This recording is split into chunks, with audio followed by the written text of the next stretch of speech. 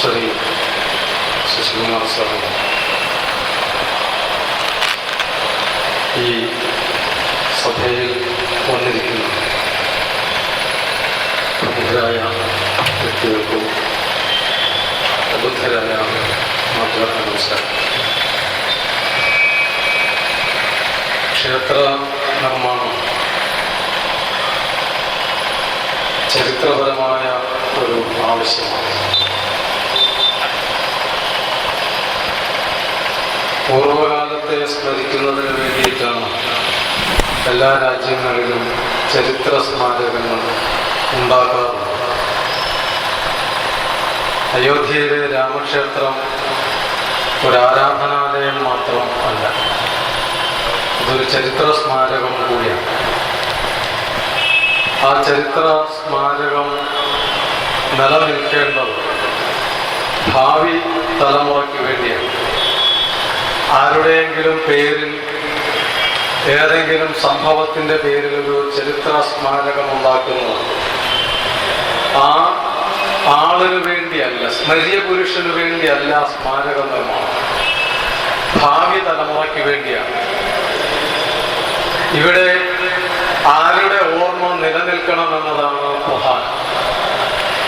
രാമന്റെ ഓർമ്മ നിലനിൽക്കണം എന്നാണ് ഈ നാട്ടിലെ ജനങ്ങൾ ആഗ്രഹിക്കുന്നതെങ്കിൽ, ഭരണാധികാരികളും രാഷ്ട്രീയക്കാരും ആഗ്രഹിക്കുന്നതെങ്കിൽ അവിടെ രാമക്ഷേത്രം ഉയരണം. അതല്ല, ബാബറുടെ സ്മരണയാണ് നിലനിൽക്കേണ്ടതെങ്കിൽ, ബാബറെ കുറിച്ചുള്ള അനുസ്മരണങ്ങളാണ് നിലനിൽക്കേണ്ടതെങ്കിൽ അവിടെ എല്ലാവരും ചേർന്ന് ബാബറി മസ്ജിദ് പുനർനിർമ്മിക്കും. ഭാരതത്തിൽ ഇവരുടെ ഈ രണ്ടു പേരിൽ ആരുടെ ഓർമ്മ നിലനിൽക്കണം എന്നതിനെ ആശ്രയിച്ചിരിക്കുന്നു രാമക്ഷേത്രം വേണമോ ബാബറി മസ്ജിദ് വേണമോ എന്ന തീരുമാനം കൈക്കൊള്ളുക. രാമക്ഷേത്രമാണ്, രാമന്റെ ഓർമ്മയാണ്, രാമന്റെ സ്മരണകളാണ് ഈ നാട്ടിൽ നിലനിൽക്കേണ്ടത് എന്ന ഉദ്ദേശമുള്ളത് കൊണ്ടാണ്, ധാരണയുള്ളത് കൊണ്ടാണ് രാമക്ഷേത്രം നിർമ്മിക്കുന്നതിനാവശ്യമായ നടപടികൾ ഉണ്ടാകണം എന്ന് അഭ്യർത്ഥിക്കുന്നു. ഭാരതീയ സംസ്കാരവുമായി നാളീനാഭി ബന്ധമുണ്ട് അയോധ്യയ്ക്കും രാമസങ്കല്പത്തിനും. രാമനുമായി ചേർന്ന സാംസ്കാരികവും ചരിത്രപരവുമായ ബന്ധം ഉണ്ട് അയോധ്യയ്ക്ക്. രാമനുമായി ബന്ധപ്പെടാത്ത ചരിത്രപരമായ ബന്ധവും സാംസ്കാരികമായ ബന്ധവും ഉണ്ട് അയോധ്യയ്ക്ക്.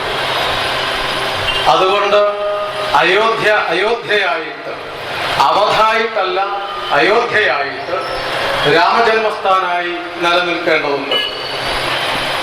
രാമക്ഷേത്രം അവിടെ ഉയർന്നു നിൽക്കേണ്ടതുണ്ട്. സർവോപരി രാമക്ഷേത്രം എന്നത് ആത്മാഭിമാനത്തിൻ്റെ കാര്യവും കൂടെയാണ്. രാമക്ഷേത്ര നിർമ്മാണം ആത്മാഭിമാനത്തിൻ്റെ പ്രശ്നമാണ് എന്ന് സാരം. ആത്മാഭിമാനമുള്ളവർ അതിനെ അനുകൂലിക്കണം. ആത്മാഭിമാനമില്ലാത്തവർ ബാബറി മസ്ജിദ് പുനർനിർമ്മിക്കുവാൻ പ്രയത്നിക്കണം. ഈ രാജ്യത്തെ ബഹുഭൂരിപക്ഷം ജനങ്ങളും ഇതിലേതിൽ പെടും എന്നതിനെ ആശ്രയിക്കണം. ആത്മാഭിമാനമുള്ള ഒരു ജനതയാണ് ഭാരതത്തിലുള്ളതെങ്കിൽ 63 വർഷമായി സ്വാതന്ത്ര്യം കിട്ടി, ഇപ്പോഴും നാം അടിമ മനോഭാവത്തിലാണ് കഴിയുന്നതെങ്കിൽ ബാബറി മസ്ജിദ് തന്നെ പുനർനിർമ്മിക്കണം. അതിലൊരു അഭിപ്രായ വ്യത്യാസം വരേണ്ടതില്ല. അതല്ല, സ്വതന്ത്ര മനസ്സും സ്വതന്ത്ര രാജ്യവും സ്വതന്ത്ര ഭരണവും സ്വതന്ത്ര ചിന്തയുമുള്ള രാജ്യമാണ് ഭാരതമെങ്കിൽ ആ ആത്മാഭിമാനത്തിന്റെയും സ്വതന്ത്ര ചിന്തയുടെയും സ്വതന്ത്ര ബുദ്ധിയുടെയും അടയാളമായി രാമക്ഷേത്രം നിർമ്മിക്കണം. അതുകൊണ്ടാണ് അത് ആത്മാഭിമാനത്തിന്റെ അടയാളമാണ് എന്ന് പറയുവാൻ കാരണം. പക്ഷേ രാമക്ഷേത്രം വേണമെന്ന് പറയുന്നവർ ഇന്ന് രാജ്യത്തെ ഏറ്റവും വലിയ ഭീകരവാദികൾ എന്നാണ് ചിത്രീകരിക്കപ്പെടുന്നത്.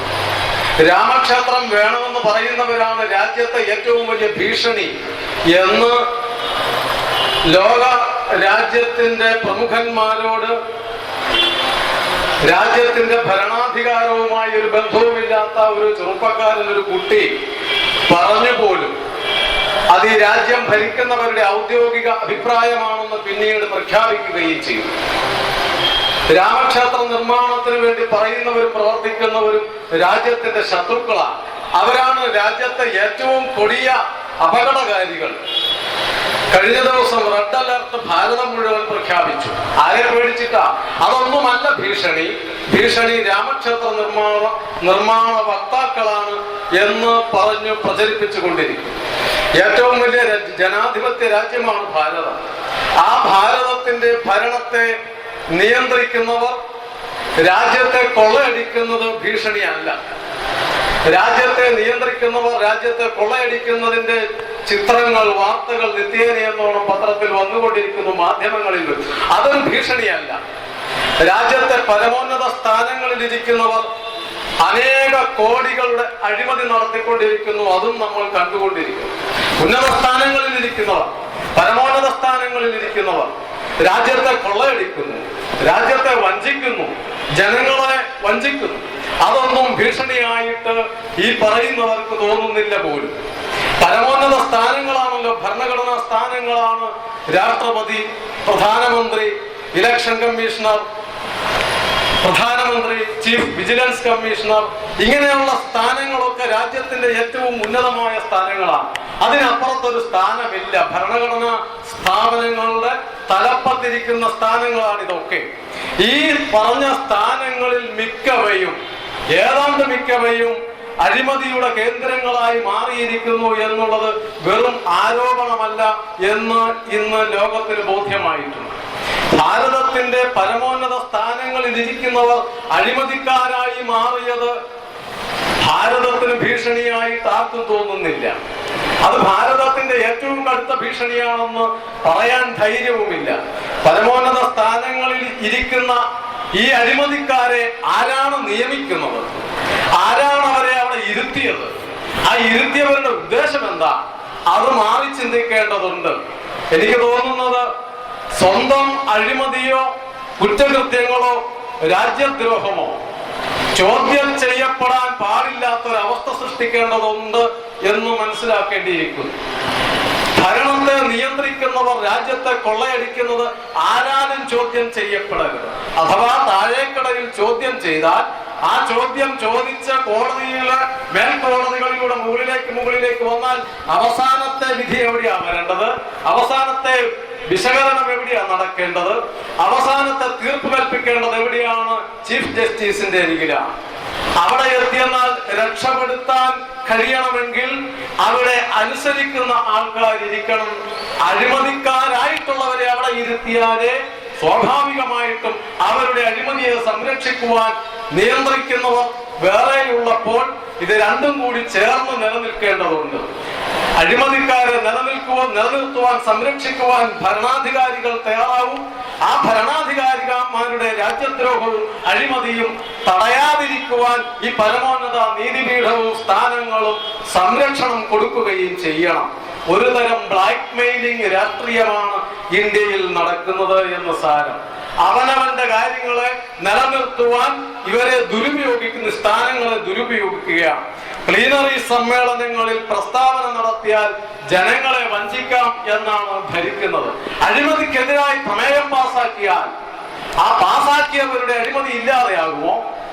അഴിമതിക്കെതിരെ പ്രസ്താവനകൾ കൊടുത്തെന്നാൽ ഈ ഉന്നത സ്ഥാനങ്ങളിലുള്ളവരുടെ അഴിമതി ഇല്ലാതെയാകുമോ?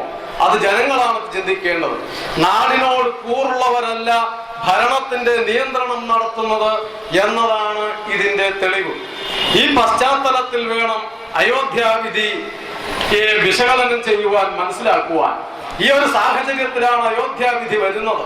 പക്ഷേ ആ അയോധ്യാവിധിയിൽ സമാധാനപരമായി സ്വീകരിച്ച ജനങ്ങളെ പ്രകോപിതരാക്കുവാൻ, വിശേഷിച്ച് മുസ്ലിം സമൂഹത്തെ ഭീഷണിപ്പെടുത്തുവാൻ, അവരെ ഭയാകുലരാക്കുവാൻ, ഭയാക്രാന്തരാക്കുവാൻ ശ്രമിക്കുന്നു.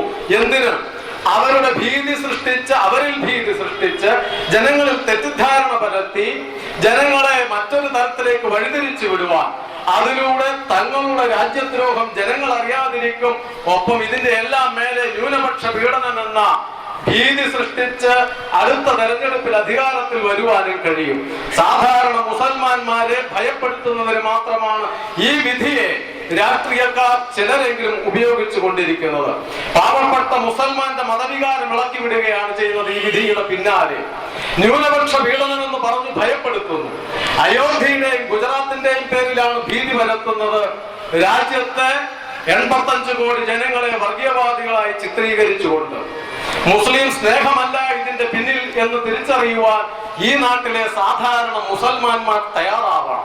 മുസ്ലിം സ്നേഹം കൊണ്ടല്ല, ന്യൂനപക്ഷ സ്നേഹം കൊണ്ടല്ല, സമാധാന ജീവിതം ആഗ്രഹിക്കുന്നത് കൊണ്ടല്ല ന്യൂനപക്ഷ പീഡനം എന്ന ഈ കുപ്രചരണം നടത്തുന്നത്.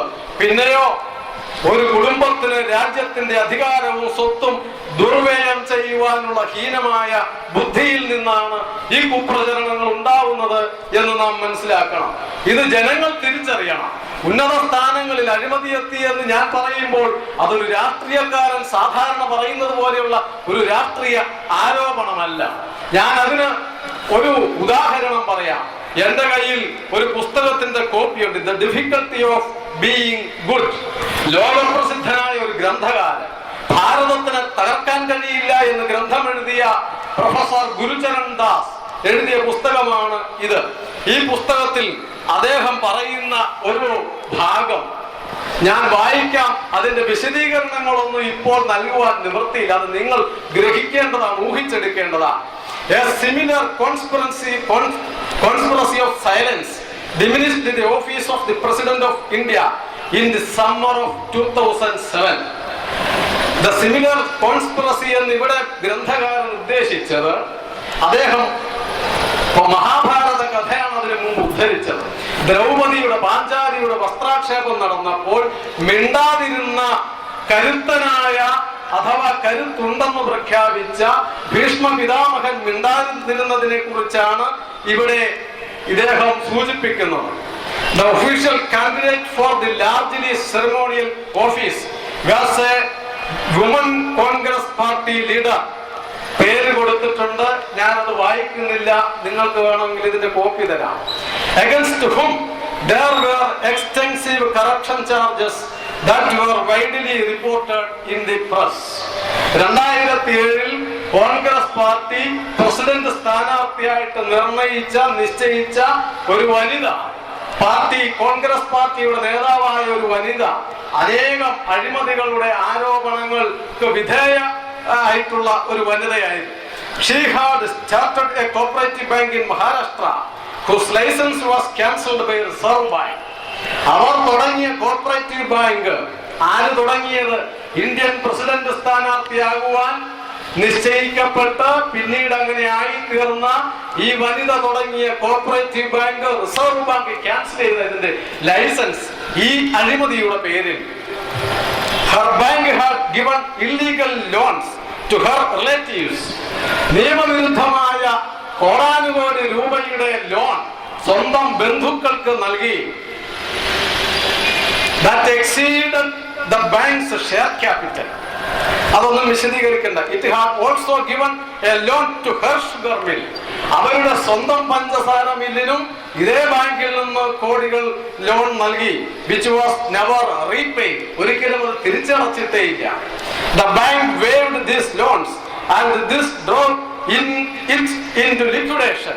The government liquidator of the bank, P.D. Nigam, said the fact that relatives of the founder chairperson, ബ്രാക്കറ്റിൽ പേര് ഞാൻ പറയുന്നില്ല, were among those indiscriminately granted loans and that some illegal loans waivers were done has come up in our audit.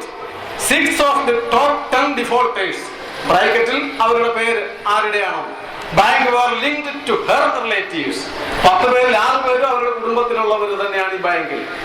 ഏതായാലും കുറച്ചുകൂടി വിശദീകരിച്ചിട്ട് അദ്ദേഹം പറയാൻ, in any case the Congress had the votes and വീണ്ടും പേര് ആ വനിത replaced perhaps the most upright and popular president in Indian history.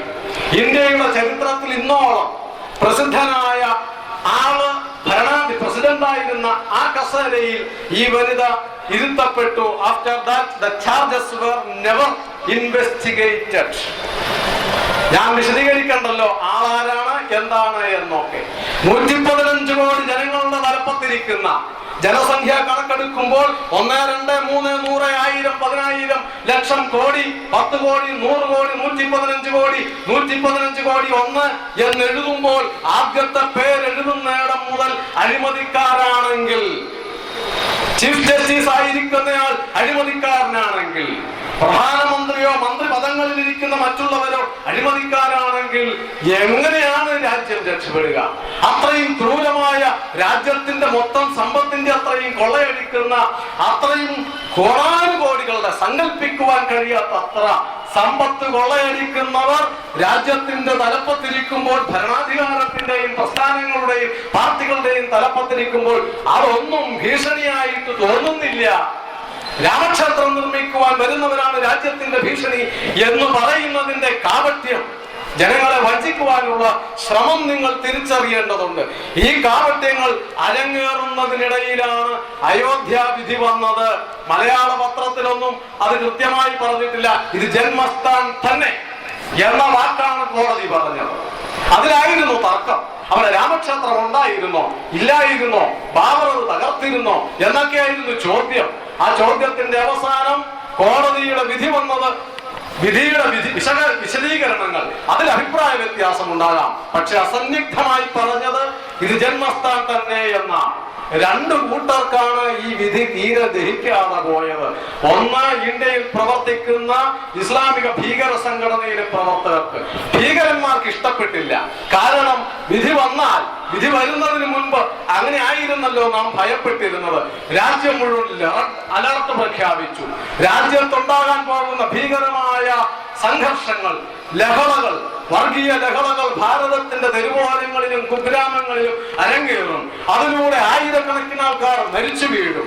അങ്ങനെ ഉണ്ടാകുന്ന സന്ദർഭങ്ങളിൽ ലഹളയുടെ മറവിൽ അനേകം രാജ്യദ്രോഹ പ്രവർത്തനങ്ങൾ ചെയ്യാമെന്ന് ആഗ്രഹിച്ചിരുന്ന ഭീകരന്മാർ നിരാശരായി. കാരണം അവർ വിചാരിച്ച കാര്യം നടന്നില്ല. രണ്ടാമതൊരു കൂട്ടർക്കാ പിന്നെ ഇത് തീരെ സഹിക്കാതെ പോയത്. അത് കമ്മ്യൂണിസ്റ്റുകാരാണ്. അവരും ബാക്കി എല്ലാവരും വിധിയെ സ്വീകരിച്ചു. ഭരണകർത്താക്കൾ, മറ്റിതര രാഷ്ട്രീയക്കാർ, ഹിന്ദുക്കളും മുസ്ലിങ്ങളുടെയും സംഘടനകൾ, കേസിൽ കക്ഷി ചേർന്നവർ, അവരൊക്കെ പറഞ്ഞു, സാധാരണ മുസ്ലിങ്ങൾ പറഞ്ഞു, തീരത്തെ പ്രശ്നം, അത് അയോധ്യയിൽ അമ്പലമാണ് വേണ്ടതെങ്കിൽ, രാമക്ഷേത്രമാണ് വേണ്ടതെങ്കിൽ അങ്ങനെ തന്നെ സംഭവിക്കട്ടെ.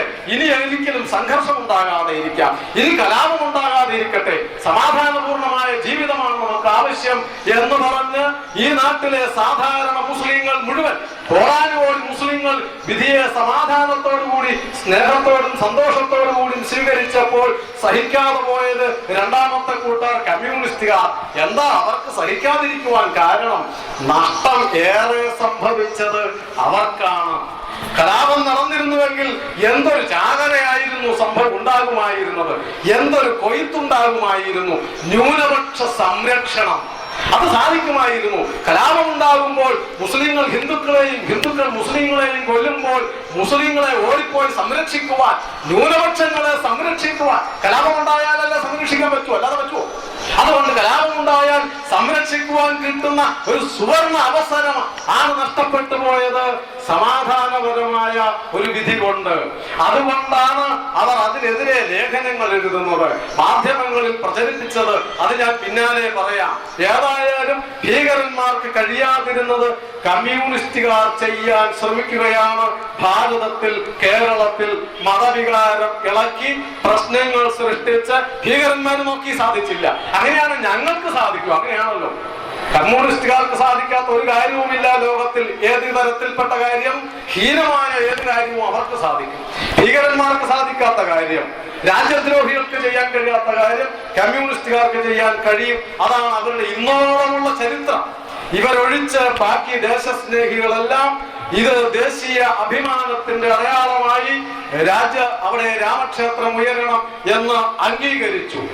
എനിക്ക് ഈ നാട്ടിലെ ജനങ്ങളോട് അഭ്യർത്ഥിക്കുവാനുള്ളത്, ഇവിടെ ഇരിക്കുന്ന ആൾക്കാരും കേൾക്കുന്നവരുമായിട്ടുള്ള സാധാരണ മുസ്ലിങ്ങളോട്, സാധാരണ ജനങ്ങളോട്, നിങ്ങൾ ഏത് രാഷ്ട്രീയ പാർട്ടിയിലുള്ളവരാണെങ്കിലും, നിങ്ങൾ ഏത് മതത്തിൽപ്പെട്ടവരാണെങ്കിലും, നമുക്ക് ഒന്നിച്ചു ചേർന്ന് ഒരു രാജ്യത്തിന്റെ അഭിമാനത്തിന്റെ അടയാളമായി, ദേശീയ അഭിമാനത്തിന്റെ അടയാളമായി അവിടെ രാമക്ഷേത്രം ഉയർത്തേണ്ടതുണ്ട്. ആരാധനാലയം എന്നുള്ളതിലുപരി രാജ്യത്തിന്റെ ആത്മാഭിമാനത്തിന്റെ അടയാളമായി. അങ്ങനെയാണ് രാജ്യത്ത് അഭിമാന ജലസ്തംഭങ്ങൾ ഉണ്ടാവുന്നത്. നിങ്ങൾ കണ്ടിട്ടുണ്ടല്ലോ കന്യാകുമാരിയിലെ വിവേകാനന്ദ കേന്ദ്രം. അവിടെ ആരെങ്കിലും അത് ഏതെങ്കിലും ഒരു പാർട്ടിയുടെ ആയിട്ട് കണക്കാക്കുന്നുണ്ടോ? വിവേകാനന്ദ കേന്ദ്രം ഈ നാടിന്റെ ആത്മാഭിമാനത്തിന്റെ അടയാളമായിട്ടല്ലേ അവിടുത്തെ വിവേകാനന്ദ പാറയിൽ ശിലാസ്മാരകം തലയുയർത്തി നിൽക്കുന്നത്? അത് ഈ നാടിന് അഭിമാനമല്ലേ? പക്ഷെ അതുണ്ടാക്കുമ്പോഴും ഇതുപോലെയുള്ള ചില പ്രശ്നങ്ങൾ ഉണ്ടായിരുന്നു. വിവേകാനന്ദ പാറയിൽ ശിലാസ്മാരകം ഉണ്ടാക്കുവാൻ തീരുമാനിച്ചപ്പോൾ കന്യാകുമാരി ജില്ലയിൽ ഉണ്ടായിരുന്ന ചില വർഗീയവാദികൾ, ചില പുരോഹിതന്മാർ, ചില പാതിരിമാർ, ചില ക്രിസ്ത്യൻ മതവിശ്വാസികൾ അവിടെ കൊണ്ട് കുരിശ് വയ്ക്കുകയും പിന്നീട് സംഘർഷം ഉണ്ടാവുകയും ആ കുരിശ് എടുത്തു കളഞ്ഞതിന് ശേഷമാണ് ഇപ്പോൾ അവിടെ വിവേകാനന്ദ ശിലാസ്മാരകം ഉണ്ടാക്കിയത്. നാളുകളുടെ പ്രയത്നം കൊണ്ട് ആണ് വിവേകാനന്ദ ശിലാസ്മാരകം ഉയർത്തിയത്. RSSന്റെ ജനറൽ സെക്രട്ടറി നേതൃത്വം കൊടുത്ത് ഭാരതത്തിന്റെ മുഴുവൻ MP-മാരുടെയും പിന്തുണയോടുകൂടി, ഭാരതത്തിലെ കേന്ദ്ര ഗവൺമെന്റിന്റെ പിന്തുണയോടുകൂടി, പ്രധാനമന്ത്രിയുടെയും സംസ്ഥാന ഗവൺമെന്റുകളുടെയും സഹായത്തോടുകൂടി കേരളത്തിൻ്റെതൊഴിച്ച് ഭാരതത്തിലെ എല്ലാ MP-മാരും വിവേകാനന്ദ ശിലാസ്മാരകത്തിന് സഹായം നൽകി. കാരണം അത് ഈ രാജ്യത്തിന്റെ അഭിമാന അടയാളമാണ് എന്നുള്ളത് കൊണ്ട് കമ്മ്യൂണിസ്റ്റ് CPM MP-മാരൊഴിച്ച് ഭാരതത്തിലെ എല്ലാ സംസ്ഥാന സർക്കാരുകളും അതിന് ഫണ്ട് നൽകി. കാരണം അത് ഈ രാജ്യത്തിന്റെ അഭിമാനമാണ് എന്നുള്ളത് കൊണ്ട് കേരളത്തിലെ കമ്മ്യൂണിസ്റ്റ് ഗവൺമെന്റ് ഒഴിച്ച് അന്ന് ആ കുരിശെടുത്ത് കളയുകയും അവിടെ ശിലാസ്മാരകം പണിയുവാൻ വേണ്ടി പരിശ്രമിച്ച RSSന്റെ പരിശ്രമത്തെ പിന്നീട് അത് ഇന്ന് കാണുമ്പോൾ, ഇന്ന് അവിടെ ക്രിസ്ത്യാനികളും മുസ്ലിങ്ങളും കമ്മ്യൂണിസ്റ്റുകാരും കോൺഗ്രസ്സുകാരും എല്ലാവരും പോകുന്നില്ലേ? ആർക്കെങ്കിലും അതിൽ അഭിമാനക്കുറവുണ്ടോ? അന്ന് അവിടെ നിന്ന് കുരിശെടുത്ത് കളഞ്ഞ് സ്ഥാപനം സ്ഥാപിച്ചത് രാജ്യത്തിന്റെ എതിരാണ്, ക്രിസ്ത്യൻ മതവിശ്വാസത്തിനെതിരാണെന്ന് ആരെങ്കിലും കരുതുന്നുണ്ടോ? ആരെങ്കിലും വിശ്വസിക്കുന്നുണ്ടോ? ആരെങ്കിലും പറയുന്നുണ്ടോ? ഇല്ല. കാരണം വിവേകാനന്ദൻ ഈ രാജ്യത്തിന്റെ അഭിമാനത്തിന്റെ അടയാളമാണ്. വിവേകാനന്ദൻ ഈ നാടിന്റെ ആത്മാഭിമാനത്തിന്റെ അടയാളമാണ്. അതില്ലാത്തത് കൊണ്ടാണ് കമ്മ്യൂണിസ്റ്റുകാർ അതിനെ തള്ളിയത്, സഹായം കൊടുക്കാഞ്ഞത്. കേരള ഗവൺമെന്റിന്റെ തലപ്പത്തിരുന്ന മുഖ്യമന്ത്രി EMS നമ്പൂതിരിപ്പാടിന്റെ അരികിൽ ഇതിനുവേണ്ടി സഹായം ചോദിച്ചു ചെന്നപ്പോൾ അദ്ദേഹം അന്ന് പറഞ്ഞത്, കാവിയുടുത്ത ഇന്ത്യൻ ബൂർഷ്വാസിയുടെ പ്രതീകമാണ് സ്വാമി വിവേകാനന്ദൻ. ആ ബൂർഷ്വായുടെ സ്മാരകം പണിയുവാൻ ഒരു ജില്ലക്കാശ് പുരോഗമന ഗവൺമെന്റായ എന്റെ ഗവൺമെന്റ് തരില്ല എന്നാ പറഞ്ഞത്. ഇതാ നിങ്ങൾ നോക്കിക്കോളൂ, വരുന്ന ജനുവരി 12 ദേശാഭിമാനിയിലും കമ്മ്യൂണിസ്റ്റുകാരുടെ ബോർഡുകളിലും മുഴുവൻ ആ കാവിയുടുത്ത ബൂർഷ്വായുടെ പടം വരും. പക്ഷേ അത് അവിടെ ഇതുപോലെ ഉയർന്നു കഴിഞ്ഞപ്പോൾ, പ്രയത്നം നടത്തുമ്പോൾ അവരതിനിട്ട് ഭാരം വെക്കും. എന്നും രാജ്യദ്രോഹം നടത്തിയിട്ടുള്ള പാരമ്പര്യമുള്ളത് കൊണ്ട് അവർ അത് ചെയ്യുന്നതിൽ അതിശയമില്ല. ഏതായാലും അയോധ്യക്ക് ചരിത്രപരമായ പ്രാധാന്യമുണ്ട് എന്ന് ഞാൻ പറഞ്ഞു. ചരിത്രപരവും സാംസ്കാരികവുമായ പ്രാധാന്യമുണ്ട് എന്ന് പറഞ്ഞു. ചരിത്ര പശ്ചാത്തലം, അവിടെ ഭാരതത്തിൽ രാജഭരണമായിരുന്നല്ലോ ആയിരക്കണക്കിന് വർഷം. അതിൽ 2 വംശക്കാരാണ് പ്രധാനമായിട്ട്, സൂര്യവംശവും ചന്ദ്രവംശവും. അതിൽ സൂര്യവംശ രാജാക്കന്മാർ ഭരിച്ച പ്രദേശമാണ് അയോധ്യ. രാമൻ ജനിക്കുന്നതിന് മുൻപും സൂര്യവംശ രാജാക്കന്മാരുടെ ഭരണകേന്ദ്രം, കോസലം എന്ന രാജ്യത്തിന്റെ തലസ്ഥാനമാണ് അയോധ്യ. അങ്ങനെയും അയോധ്യക്ക് പ്രാധാന്യമുണ്ട്. സൂര്യവംശ രാജാക്കന്മാരിൽ 23-മനാണ് ദശരഥൻ, 24-മനാണ് രാമൻ. അഥർവവേദത്തിൽ അയോധ്യയെ കുറിച്ച് പറയുന്നുണ്ട്. അഥർവവേദത്തിൽ ദൈവം സൃഷ്ടിച്ച ഐശ്വര്യം നിറഞ്ഞതും സ്വർഗീയവുമായ നഗരമാണ് എന്ന് അയോധ്യയെ കുറിച്ച് വിശദീകരിച്ചിരിക്കുന്നു. കുറെ വർഷങ്ങളോളം, നൂറ്റാണ്ടുകളോളം ആ അയോധ്യക്ക് സാകേതം എന്ന പേരും ഉണ്ടായിരുന്നു. പക്ഷെ പിന്നീട് വീണ്ടും അയോധ്യ എന്നായി മാറി. കുശാണ രാജാവ് എന്ന് ചിലപ്പോഴെങ്കിലും ചിലരെങ്കിലും കേട്ടിട്ടുണ്ടോ? നമ്മളെ പഠിപ്പിച്ചിട്ടില്ലല്ലോ, പലതും പഠിപ്പിച്ചിട്ടില്ല. മഹാനായ അലക്സാണ്ടറെ കുറിച്ച് പഠിപ്പിച്ചിട്ടുണ്ട്. ഹൂണന്മാർ ആക്രമിച്ചു വന്നു എന്ന് നമ്മളെ പഠിപ്പിച്ചിട്ടുണ്ട്. ശകന്മാർ ആക്രമിച്ച് നമ്മളെ പരാജയപ്പെടുത്തി എന്ന് പഠിപ്പിച്ചിട്ടുണ്ട്. പക്ഷേ ഈ ആൾക്കാർക്ക് എതിരെ നടത്തിയ സമരങ്ങളോ പ്രയത്നങ്ങളുടെ ചരിത്രം നമ്മളെ പഠിപ്പിച്ചോ? അങ്ങനെ പഠിപ്പിച്ചിട്ടില്ല.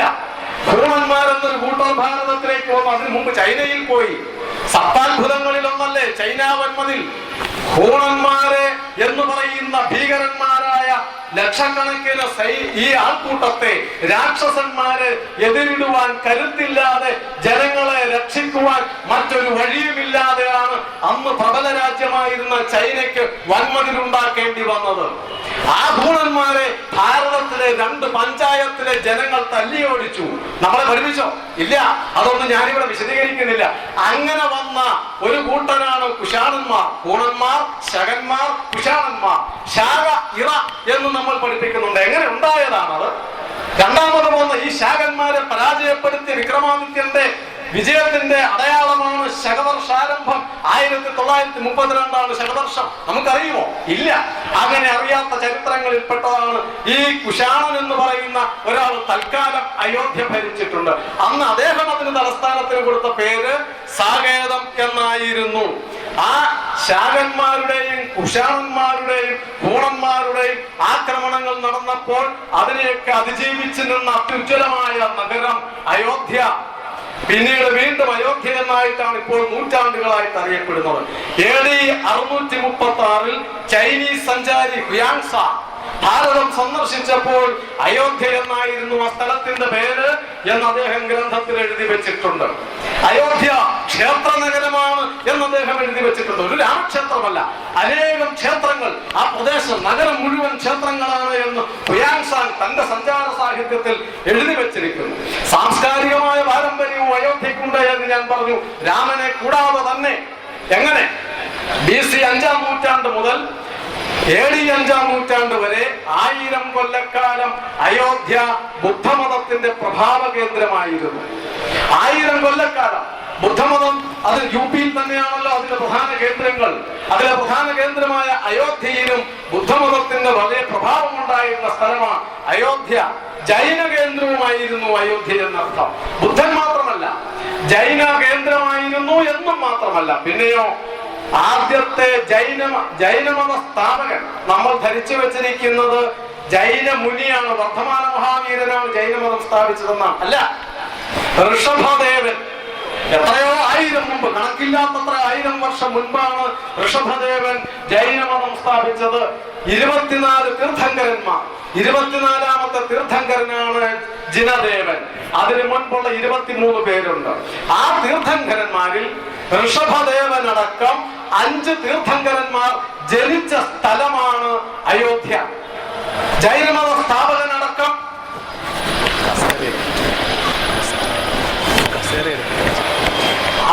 5 തീർത്ഥങ്കരന്മാർ ജനിച്ച സ്ഥലം ജൈനമതത്തിന്റെയും പ്രഭവ കേന്ദ്രമായിരുന്നു, പ്രഭാവമുള്ള കേന്ദ്രമായിരുന്നു അയോധ്യ എന്ന് ആണ് ഞാൻ പറഞ്ഞു വന്നത്. മറ്റൊന്നുകൂടെയുണ്ട്. ഭഗവാൻ സ്വാമിനാരായണൻ നമ്മൾ അധികം കേട്ടിട്ടുണ്ടാവില്ല. സ്വാമിനാരായണൻ എന്ന് പറയുന്ന ഒരു മൂവ്മെന്റ് ഉണ്ട്. സ്വാമിനാരായൺ മൂവ്മെന്റ് വടക്കൻ ഭാരതത്തിലുണ്ട്. ഗുജറാത്തിൽ ആരംഭിച്ചു. ഗുജറാത്ത് എന്നൊക്കെ പറയുന്നത് സൂക്ഷിക്കണം, സ്ത്രീകളുടെ വയറുകീറി കുഞ്ഞുങ്ങളെ എടുക്കുന്ന സ്ഥലമാണ്. അതുകൊണ്ട് ഗുജറാത്തിനെ കുറിച്ച് മറന്നേക്കുക. പിന്നെയോ ആ സ്വാമിനാരായണന്റെ പ്രസ്ഥാനം ആരംഭിച്ച ഒരു ക്ഷേത്രമുണ്ട്. അത് നമ്മൾ കേട്ടിട്ടുണ്ട്. ഏതാണ് ആ ക്ഷേത്രം? അക്ഷർധാം. അത് ഡൽഹിയിലുണ്ട്, അത് ഗുജറാത്തിലുണ്ട്. ഗുജറാത്തിനെ കുറിച്ച് തൽക്കാലം മറക്കുക, വയറ് കീറുന്ന കാര്യമൊന്നും ഓർക്കണ്ട. പക്ഷേ ഈ അക്ഷർധാം ക്ഷേത്രം സ്ഥാപിച്ചത് ഈ സ്വാമിനാരായണ പ്രസ്ഥാനമാണ്.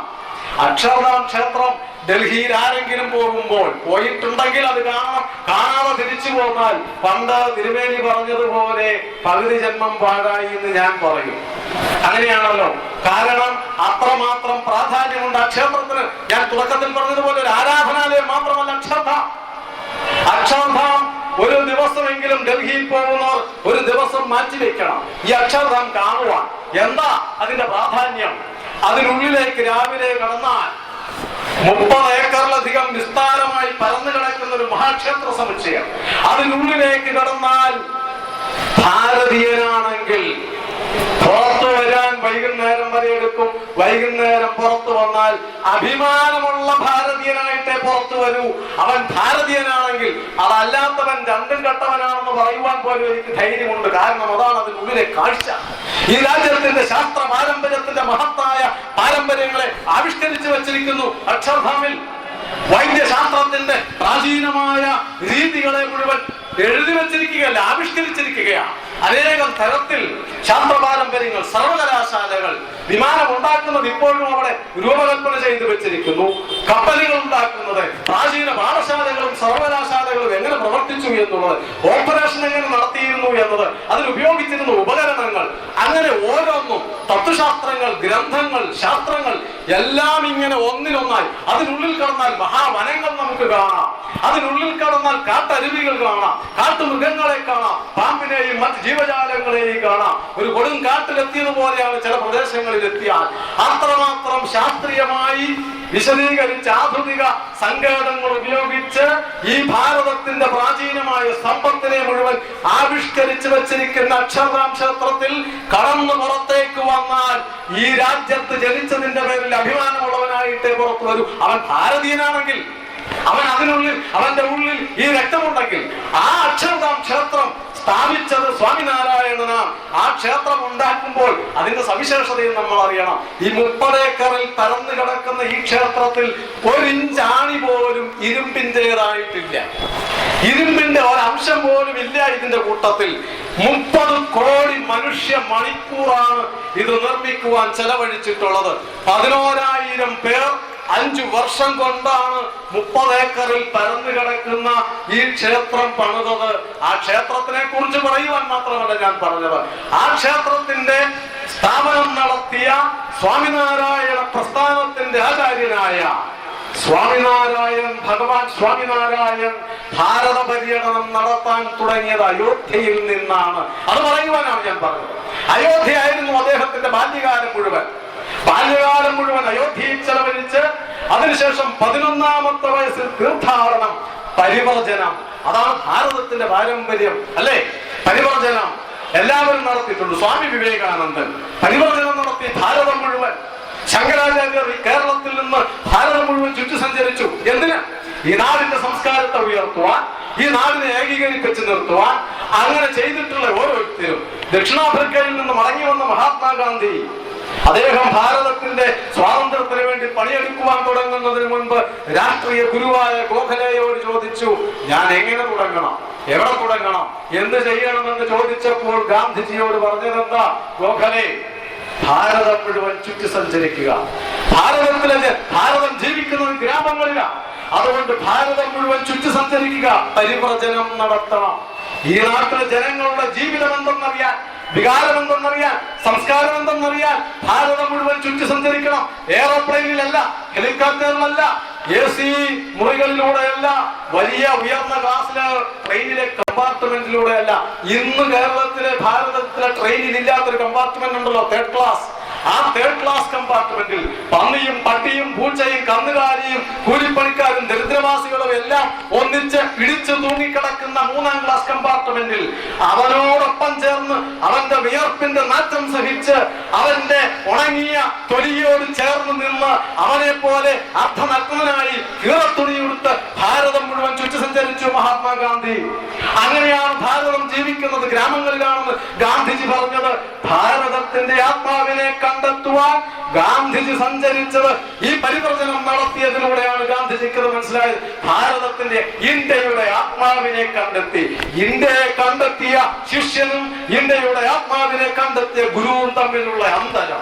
ഇന്ത്യയെ കണ്ടെത്തുന്നത് കൊണ്ട് രാജ്യത്തിന് നന്മ വരുത്തുവാൻ കഴിയില്ല എന്ന് ചരിത്രം തെളിയിച്ചിരിക്കുന്നു. എന്തെങ്കിലും ചെയ്യാൻ കഴിയണമെങ്കിൽ ഇന്ത്യയുടെ ആത്മാവിനെ കണ്ടെത്തണം. ആ ആത്മാവിനെ കണ്ടെത്തുവാൻ ഭാരതം പര്യടനം നടത്തണം, പരിവർജനം നടത്തണം.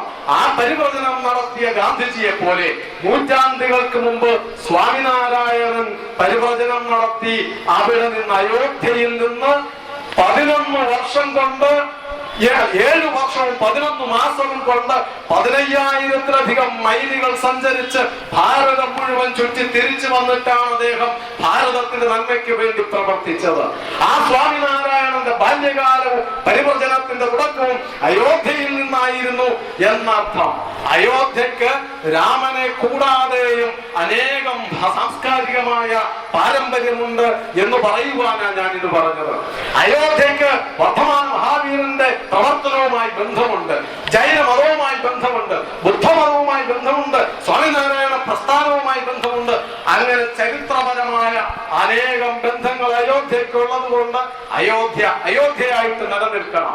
സാംസ്കാരികമായ ബന്ധമുണ്ട്. പുണ്യതീർത്ഥമാണ് അയോധ്യ. കാശിക്കും മധുരയ്ക്കും ഒപ്പം പ്രാധാന്യം അയോധ്യക്കുണ്ട് എന്ന് ആയിരക്കണക്കിന് വർഷങ്ങളായി ഭാരതീയർ അതനുസരിച്ച് ജീവിക്കുകയാണ്. രാമചരിത മാനസം, വിഷ്ണുപുരാണം, ഭാഗവതം തുടങ്ങിയ പ്രാചീന ഗ്രന്ഥങ്ങളിൽ അയോധ്യയുടെ തീർത്ഥാടന മഹത്വം വിശദീകരിച്ചിട്ടുണ്ട്. സപ്തനഗരങ്ങളിലൊന്ന് പുണ്യ നഗരമുണ്ട് ഭാരതത്തിൽ. തീർത്ഥാടനത്തിന്റെ സപ്തനഗരങ്ങൾ അയോധ്യ, മധുര, മായ, കാശി, കാഞ്ചി, അവന്തിക, ഹരിദ്വാര, വദീചൈവ സപ്തൈത മോക്ഷദായിക. ഗരുഡപുരാണത്തിലെ ശ്ലോകമാണ്. അയോധ്യ, മധുര, മായ അഥവാ ഹരിദ്വാർ, കാശി, കാഞ്ചി, അവന്തിക അഥവാ ഉജ്ജയിൻ, ദ്വാരക, ഈ 7 നഗരങ്ങൾ ഭാരതത്തിലെ ഏറ്റവും വിശിഷ്ടമായ തീർത്ഥാടന കേന്ദ്രമാണെന്നർത്ഥം. അതിലൊന്നാണ് അയോധ്യ എന്നർത്ഥം. അപ്പൊ ഭാരതത്തിലെ വിശിഷ്ടമായ തീർത്ഥാടന കേന്ദ്രവും കൂടെയാണ് അയോധ്യ. ആ അയോധ്യയുടെ നിലനിൽപ്പ് ഈ രാജ്യത്തിന്റെ സാംസ്കാരികമായ നിലനിൽപ്പിന് ആവശ്യമാണ്. 15ാം നൂറ്റാണ്ടിൽ ജീവിച്ചിരുന്ന രാമാനന്ദയോഗി എന്നയാളാണ് ഇന്ന് കാണുന്ന അത്ര വിശാലമായ തീർത്ഥാടന കേന്ദ്രമാക്കി അയോധ്യയെ മാറ്റിയത്. നിങ്ങൾ ആരെങ്കിലും പോയിട്ടുള്ളവർക്കറിയാം, അഥവാ പോകുമ്പോൾ നോക്കുക. അയോധ്യയിൽ രാമക്ഷേത്രം എങ്ങനെ ഇരിക്കുന്നു എന്ന് നോക്കിയിട്ടല്ല അയോധ്യയിലേക്ക് തീർത്ഥാടകർ വരുന്നത്. അനേകായിരങ്ങൾ 365 ദിവസവും ഒഴുകുകയാണ്. കാളവണ്ടിയിലും കാൽനടയായും അല്ലാതെയും ഒക്കെ അയോധ്യയിലേക്ക് ഒഴുകുകയാണ്. ദരിദ്രർ, പാവങ്ങൾ, നിരക്ഷരർ, സമ്പന്നർ, പണ്ഡിതന്മാർ, ഉദ്യോഗസ്ഥർ, ഭരണാധികാരികൾ എല്ലാവരും ഏതെങ്കിലും ഒരു ഉത്സവത്തിനല്ല. പിന്നെയോ 365 ദിവസവും തീർത്ഥാടനം അയോധ്യയിലേക്ക് നടക്കുകയാണ്. ആ അയോധ്യ ഭാരതത്തിന്റെ സാംസ്കാരിക കേന്ദ്രമായി നിലനിൽക്കണമോ വേണ്ടയോ? അത് ഈ നാട്ടിലെ ജനങ്ങളാണ് തീരുമാനിക്കേണ്ടത്. ഹിന്ദുക്കളുടെ ജീവിതവുമായി ഇത്രയേറെ വളരെയേറെ ബന്ധമുണ്ട് അയോധ്യയ്ക്കും ശ്രീരാമക്ഷേത്രത്തിനും എന്നാണ് ഞാൻ പറഞ്ഞു വന്നത്. അയോധ്യയ്ക്കും ശ്രീരാമക്ഷേത്രത്തിനുമായി വേർപെടുത്തുവാനാവാത്ത ബന്ധം, അഭേദ്യമായ ബന്ധമുണ്ട്. ആ സ്ഥലത്തിൽ മുസ്ലിം സഹോദരന്മാർക്ക് എന്ത് ബന്ധം? അയോധ്യയിൽ മുസ്ലിം സഹോദരന്മാരുമായിട്ട് എന്ത് ബന്ധം? ബാബറാണ് ബന്ധത്തിന്റെ കാരണമെങ്കിൽ ബാബറുമായി ഇന്ത്യൻ മുസ്ലിങ്ങൾക്ക് എന്ത് ബന്ധം? ബാബർ ഇന്ത്യക്കാരനാണോ? അല്ല. ബാബർ ഭാരതത്തിന്റെ ഏതെങ്കിലും വിമോചനത്തിന് വേണ്ടി പ്രവർത്തിച്ചയാളാണോ? അല്ല. ബാബർ സാംസ്കാരിക നായകനാണോ? അല്ല. പിന്നെ ഏതിന്റെ പേരിലാണ് ഇന്ത്യൻ മുസ്ലിങ്ങളിൽ ചിലരെങ്കിലും ബാബറിന്റെ സ്മാരകം നിലനിൽക്കണമെന്ന് ആഗ്രഹിക്കുന്നവർ ഏതു പേരിലാണ് ബാബറിനോട് ബന്ധം? മതപരമായ ബന്ധം മാത്രമേ ഉള്ളൂ എന്നല്ലേ കണക്കാക്കേണ്ടത്? ബാബർ മുസ്ലിമാണ്, നമ്മളും മുസ്ലിമാണ് എന്ന ബന്ധത്തിന്റെ പേരിലാണ് ഇന്ത്യയിൽ കുറച്ചെങ്കിലും മുസ്ലിം സഹോദരന്മാർ ബാബറിന്റെ സ്മാരകം നിലനിൽക്കണമെന്നും പുനർനിർമ്മിക്കണമെന്നും പറയുന്നതെങ്കിൽ അവരോട് എളിയ ഒരു ചോദ്യം, ഒരൊറ്റ ചോദ്യം മാത്രം. മതപരമായ ബന്ധം ഒന്നുകൊണ്ടാണ് ബാബറിന്റെ സ്മാരകവും ബാബറും അവിടെ ഉണ്ടാകേണ്ടതെങ്കിൽ നാളെ ഇറാൻ ഇന്ത്യയെ ആക്രമിച്ചാൽ നിങ്ങൾ ആരുടെ കൂടെ നിൽക്കും? നാളെ തുർക്കി ഇന്ത്യയെ ആക്രമിച്ചാൽ മതപരമായ ബന്ധത്തിന്റെ പേരിൽ നിങ്ങൾ ആരുടെ കൂടെ നിൽക്കും? നാളെ പാകിസ്ഥാൻ ഇന്ത്യയെ ആക്രമിച്ചെന്നാൽ ഏതു പേരിൽ ആരുടെ കൂടെ നിങ്ങൾ നിൽക്കും? അത് ബോധ്യപ്പെടുത്തേണ്ടത്, അത് പ്രഖ്യാപിക്കേണ്ടത്, അത് തെളിയിക്കേണ്ടത് ഈ നാട്ടിലെ സാധാരണ മുസൽമാനാണ്, മത നേതൃത്വമാണ്. മതപരമായ ബന്ധം കൊണ്ട് ശത്രുവിന് കൂടെ നിൽക്കുമോ? അതല്ല. ഈ രാജ്യത്തിന്റെ സ്വാതന്ത്ര്യത്തിന് വേണ്ടി, ഈ രാജ്യത്തിന്റെ നിലനിൽപ്പിനും അഖണ്ഡതയ്ക്ക് വേണ്ടി നിലനിൽക്കുമോ? അത് നിലനിൽക്കുവാൻ വേണ്ടി പ്രയത്നിച്ച അനേകായിരം മുസ്ലിങ്ങൾ ഈ നാട്ടിലുണ്ട്. സ്വാതന്ത്ര്യ സമരത്തിൽ പങ്കെടുത്ത അനേകം മുസ്ലിം സഹോദരന്മാരുണ്ട്. പക്ഷേ ആ സഹോദരന്മാരെ കഴിഞ്ഞ് എണ്ണത്തിൽ കൂടുതലാണോ ബാബറിന്റെ സ്മാരകം വേണമെന്ന് പറയുന്നവർ? ആണെങ്കിൽ നാളെ ഇന്ത്യയെ ആക്രമിക്കുന്ന വിദേശ രാജ്യങ്ങൾ മതത്തിന്റെ പേരിൽ ഒന്നിച്ചു നിൽക്കുവാൻ ഇന്ത്യൻ മുസ്ലിങ്ങൾ തയ്യാറാകുമോ എന്ന ഒരു സംശയം നമുക്കുണ്ട്. ആ സംശയം തീർക്കുവാൻ ഈ നാട്ടിലെ മുസ്ലിം സഹോദരന്മാർക്ക് ഉത്തരവാദിത്വമുണ്ട്. വേറെ എന്ത് ബന്ധമാണ് ബാബറുമായിട്ടുള്ളത്? വേറെ ഏത് ചരിത്രപരമായ ബന്ധം, വേറെ ഏത് മതപരമായ സാംസ്കാരികമായ ബന്ധം, ഏത് തരത്തിലുള്ള ബന്ധമാണ് ബാബറുമായിട്ടുള്ളത്? ഒരു ബന്ധവുമില്ല, ഈ മതത്തിന്റെ ബന്ധം മാത്രമല്ലാതെ. അതുകൊണ്ട് ആ ഒരൊറ്റ ബന്ധത്തിന്റെ പേരിലാണ് ബാബറി മസ്ജിദിന് വേണ്ടി പറയുന്നതെങ്കിൽ ആ തരത്തിൽ പറയുന്നവരെ ഏതു തരത്തിൽ കാണണമെന്ന് ഈ നാട്ടിലെ പൗരന്മാരാണ് തീരുമാനിക്കേണ്ടത്. ഏതായാലും അവിടെ ബാബറി മസ്ജിദ് 1528 പണിതു എന്ന് ഞാൻ പറഞ്ഞു. അല്ലെങ്കിൽ നമുക്കറിയാം 1528 ബാബർ ഈ ക്ഷേത്രം തകർത്തതിന്റെ ചരിത്രം അനേകമുണ്ട്. ക്ഷേത്രം തിരിച്ചു പിടിക്കുവാൻ, ചരിത്രപരമായ പശ്ചാത്തലം വിശകലനം ചെയ്താൽ ചരിത്രം തിരിച്ചു പിടിക്കുവാൻ അനേകം പ്രയത്നങ്ങൾ നടത്തിയിട്ടുണ്ട്. അനേകം പ്രയത്നങ്ങൾ എല്ലാ തരത്തിലും. 1528 തകർത്ത ഉടനെ തന്നെ നമ്മുടെ നാട്ടിലെ സാധാരണ ഹിന്ദുവിന്റെ രീതി അതാണല്ലോ, ശക്തി ഇല്ലെങ്കിലും ആരാധന ഒഴിവാക്കാൻ പറ്റില്ല. തിരുനക്കര അമ്പലത്തിൽ പോകരുത് എന്ന് നാളെ കളക്ടർ ഉത്തരവിട്ടാൽ ഈ നാട്ടിലെ ഭക്തജനങ്ങളൊക്കെ മതിലിന് പുറത്തു പോയിരുന്ന് പ്രാർത്ഥിക്കും. പ്രാർത്ഥിക്കാതിരിക്കാൻ അവർക്ക് കഴിയില്ല. അതാണ് ഭാരതീയന്റെ മതബോധം. അവൻ ആരാധന മുടക്കില്ല. അത് അവിടെ നിൽക്കാൻ പറ്റില്ല. 100 മീറ്റർ അകലെ നിൽക്കണമെങ്കിൽ അവിടെ എവിടെ നിന്നിട്ടാണെങ്കിൽ അവൻ ആരാധന നടത്തും. അങ്ങനെ തന്നെ അയോധ്യയിലെ ഹിന്ദുക്കളും ചെയ്തു. അന്ന് 28 തകർത്തത് ഉടനെ തന്നെ അത് തകർത്തവിടെ ഈ മന്ദിരം പണിതപ്പോൾ അവിടെ പ്രവേശനം നിഷേധിക്കപ്പെട്ട അവിടുത്തെ ഹിന്ദുക്കൾ അതിന് പുറത്ത് 2 ചെറിയ കുടില് കെട്ടി ആരാധന തുടങ്ങി. ആ 2 കുടിലിന്റെ പേരാണ് നമ്മൾ പത്രങ്ങളിലും ടിവിയിലും ഒക്കെ കേട്ടു പരിചയമുള്ളത്. രാം ചബൂത്ര എന്നും സീതാ കി രസോയി എന്നും പറയുന്നത് അങ്ങനത്തെ 2 എണ്ണമാണ്. അതിനുള്ളിൽ ആരാധന നടത്തി 50 കൊല്ലത്തിനുള്ളിൽ വീണ്ടും രാമനവമി ആഘോഷിച്ചു. എല്ലാ വർഷവും പൂജയും പ്രാർത്ഥനയും രാമപൂജയും ഒക്കെ ആയിട്ട് അവിടുത്തെ ഹിന്ദുക്കൾ കഴിഞ്ഞു പോകുന്നു. ഭരണാധികാരികൾ മുഗളന്മാരാ, ബാബറാണ്, അതിനുശേഷം അക്ബറാണ്. അവരൊക്കെ ഭരണം നടത്തുമ്പോഴും ആരാധന ഒഴിവാക്കിയിരുന്നില്ല അയോധ്യയിൽ രാമക്ഷേത്രത്തിന്റെ മുമ്പിൽ. അതിനുശേഷം 1855-നും 57-നും ഇടയിലാണ് അയോധ്യ അഥവാ അവധ് ബ്രിട്ടീഷുകാരുടെ ഭരണത്തിന് കീഴിലായത്. അവിടെ ബ്രിട്ടീഷുകാരുടെ ഭരണം തുടങ്ങിയപ്പോഴും ആരാധന തുടർന്നു പോന്നിരുന്നു ഹിന്ദുക്കൾ. പക്ഷെ ബ്രിട്ടീഷുകാർ ഒരു കാര്യം ചെയ്തു. എന്താ ചെയ്ത്? ഇതിനിടയിൽ വേലി കെട്ടി. ഈ രാം ചബൂത്രയുടെയും സീതാ കി രസോയിയുടെയും അപ്പുറത്ത് തർക്കമന്ദിരത്തിന്റെ ഇടയിൽ വേലി കെട്ടി. അവർക്കാകെ അറിയാവുന്ന ഒരു പണി അതാണല്ലോ. ബ്രിട്ടീഷുകാരന്, യൂറോപ്യന്, ഈ സെമറ്റിക് ബോധമുള്ള, മതബോധമുള്ള യൂറോപ്യന് അറിയാവുന്ന ഒരേ ഒരു പണി എന്താണത്? മനുഷ്യ മനസ്സുകളിൽ വേലി കെട്ടുക, മനുഷ്യ സമൂഹങ്ങളെ തമ്മിൽ തല്ലിക്കുക, അതിന് കൽപ്പിക്കുക. ജാതിയുടെ പേരിൽ, മതത്തിന്റെ പേരിൽ തമ്മിൽ തല്ലിക്കുക എന്നുള്ളതാണല്ലോ യൂറോപ്യന്റെ, ബ്രിട്ടീഷുകാരന്റെ ശൈലി. അവന്റെ ബുദ്ധി അതാണ്, അവന്റെ മതബോധം അതാണ്. അവനുടനെ വേലി കെട്ടി. ആര്യദ്രാവിഡവാദം ഒരു വേലി ഉണ്ടാക്കി. തെക്കനെന്നും വടക്കനെന്നും ഇന്ത്യയെ 2 ആക്കി. അങ്ങനെ 2 ആക്കിയാലല്ലേ ഭരണം തുടരാൻ പറ്റൂ. അതുകൊണ്ട് അവർ ആദ്യം എന്ത് ചെയ്തു? മുസ്ലിങ്ങളെയും ഹിന്ദുക്കളെയും തമ്മിൽ ആദ്യം വേലി കെട്ടി അതിർത്തി തിരിച്ചു 2 ആക്കി ആദ്യം. പക്ഷേ ആ സമയത്ത് 1885-ൽ തന്നെ അവിടുത്തെ ഒരു മഹന്ത് രഘുവർ ദാസ്, അവിടുത്തെ ബ്രിട്ടീഷുകാരൻ ഭരിക്കാൻ തുടങ്ങിയപ്പോ അവിടുത്തെ കോടതി ചോദിച്ചു, ഞങ്ങളുടെ അമ്പലം വിട്ടുതരണം, ഇത് രാമക്ഷേത്രമാണ്, ഇവിടെ ആരാധന അനുവദിക്കണം, ഞങ്ങൾക്ക് വിട്ടുതരണമെന്ന് ആവശ്യപ്പെട്ടുകൊണ്ട് ഫൈസാബാദ് കോടതിയിൽ കേസ് കൊടുത്തു. കേസിൽ വിധി പറഞ്ഞ ജഡ്ജി കൗമിയ അദ്ദേഹം പറഞ്ഞു, കാര്യം ഇത് കുഴപ്പം പിടിച്ച കാര്യമാണ്, ഹിന്ദുക്കളുടേത് തന്നെയാണ്, പക്ഷേ ഞാൻ തീർപ്പ് കൽപ്പിക്കുന്നില്ല. തീർപ്പ് കൽപ്പിച്ചാൽ പ്രശ്നം തീരും. പ്രശ്നം തീർന്നാൽ ഹിന്ദുക്കളും മുസ്ലിങ്ങളും ഒന്നിച്ചായെന്നാ പിന്നെ അവർ 2 പേരോട് നമുക്കെതിരെ വരും. അത് വരാൻ പാടില്ല. അതുകൊണ്ട് ഇവരെ 2 ആക്കി നിർത്തുവാൻ വേണ്ടി ബ്രിട്ടീഷ് ജഡ്ജി പറഞ്ഞു, ഈ വിധി കൽപ്പിക്കുന്നില്ല, ഇവിടെ പ്രശ്നം തീർക്കുന്നില്ല എന്ന് പറഞ്ഞു. അതിനുശേഷം 1947-ൽ സ്വാതന്ത്ര്യം കിട്ടിയപ്പോ എവിടെയാണോ, അങ്ങനെയാണല്ലോ ഒരു സാധാരണ ഹിന്ദുവിന്റെ മനസ്സതാണല്ലോ, എവിടെയാണോ അധികാരമുള്ളത് അവിടെ പോയി ഇങ്ങനെ കേഴുക, ചോദിക്കുക, യാചിക്കുക. അതാണല്ലോ കുറെ കാലമായി കഴിഞ്ഞ 1000 കൊല്ലത്തെ പാരമ്പര്യം ഈ കേരളത്തിന്റേതാ, യാചനയുടേതാ. സ്വാതന്ത്ര്യം കിട്ടിയപ്പം വിചാരിച്ചു ഇപ്പൊ സ്വാതന്ത്ര്യമൊക്കെ കിട്ടി, ഇനി അമ്പലം നമുക്ക് കിട്ടും എന്ന് വിചാരിച്ച് 1950 ജനുവരി 18-ാം തീയതി ഗോപാൽ സിംഗ് വിശാരദ് എന്ന് പറയുന്നയാള് ഇന്ത്യയിലെ കോടതിയിൽ, ഫൈസാബാദ് കോടതിയിൽ കേസ് കൊടുത്തു. 50-ൽ കേസ് കൊടുത്ത് 4.5 പതിറ്റാണ്ട് കാത്തിരുന്നു.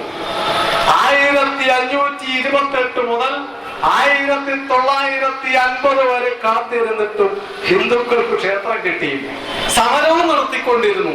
77 തവണയാണ് 1947-ന് മുമ്പ് 77 തവണ സമരം നടത്തി ക്ഷേത്രം തിരിച്ചു പിടിക്കുവാൻ. അനേകായിരങ്ങൾ മരിച്ചു വീണു. എന്നിട്ടും ക്ഷേത്രം കിട്ടിയില്ല. ആ ക്ഷേത്രം കിട്ടാതെ വന്നപ്പോൾ ആരാധനയ്ക്കോ സ്വാതന്ത്ര്യം അനുവദിക്കാതെ വന്നപ്പോൾ 4.5 പതിറ്റാണ്ട് കാലത്തെ യാചനയുടെ അവസാനം, 4.5 നൂറ്റാണ്ട് കാലത്തെ കേരളിന്റെ അവസാനം, 4.5 നൂറ്റാണ്ട് കാലം കോടതിയുടെ വരാന്തയിൽ കയറി ഇറങ്ങി നടന്ന് അപമാനിതരായതിന്റെ പരിണിത ഫലമാണ് 1992 ഉണ്ടായത്. ഹിന്ദുക്കൾ എല്ലാ കാലവും, ഭാരതത്തിലുള്ളവർ എല്ലാ കാലവും ഇങ്ങനെ കേഴുന്ന ഏഴകളായി കഴിയും എന്നാണ് സ്വാതന്ത്ര്യം കിട്ടിക്കഴിഞ്ഞ അധികാരത്തിൽ കയറിയ സായിപ്പന്മാരും വിചാരിച്ചത്. അതുകൊണ്ടാണ് അവർ ക്ഷേത്രം വിട്ടുകൊടുക്കാതിരുന്നത്. ആ കേരളത്തിന്റെ അവസാനം, രാമായണം വായിക്കുന്നുണ്ടല്ലോ നമ്മളൊക്കെ, രാമായണ പാരായണവും രാമായണ മാസവും നടത്തുന്നുണ്ട്. അതിനകത്തൊരു കേരളത്തിന്റെ ചരിത്രം പറയുന്നുണ്ട്.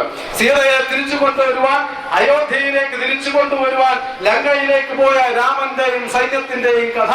പക്ഷേ ലങ്കയിൽ പോകണമെങ്കിൽ കടൽ കടക്കണം. കടൽ കടക്കണമെങ്കിൽ എന്ത് ചെയ്യണം? ചിറ കെട്ടണം. വെറുതെ പോകാൻ പറ്റില്ല. ഇത്രയും നീളത്തിൽ പാലം കെട്ടാനുള്ള സാങ്കേതിക വിദ്യ അന്നുണ്ടായിട്ടില്ല.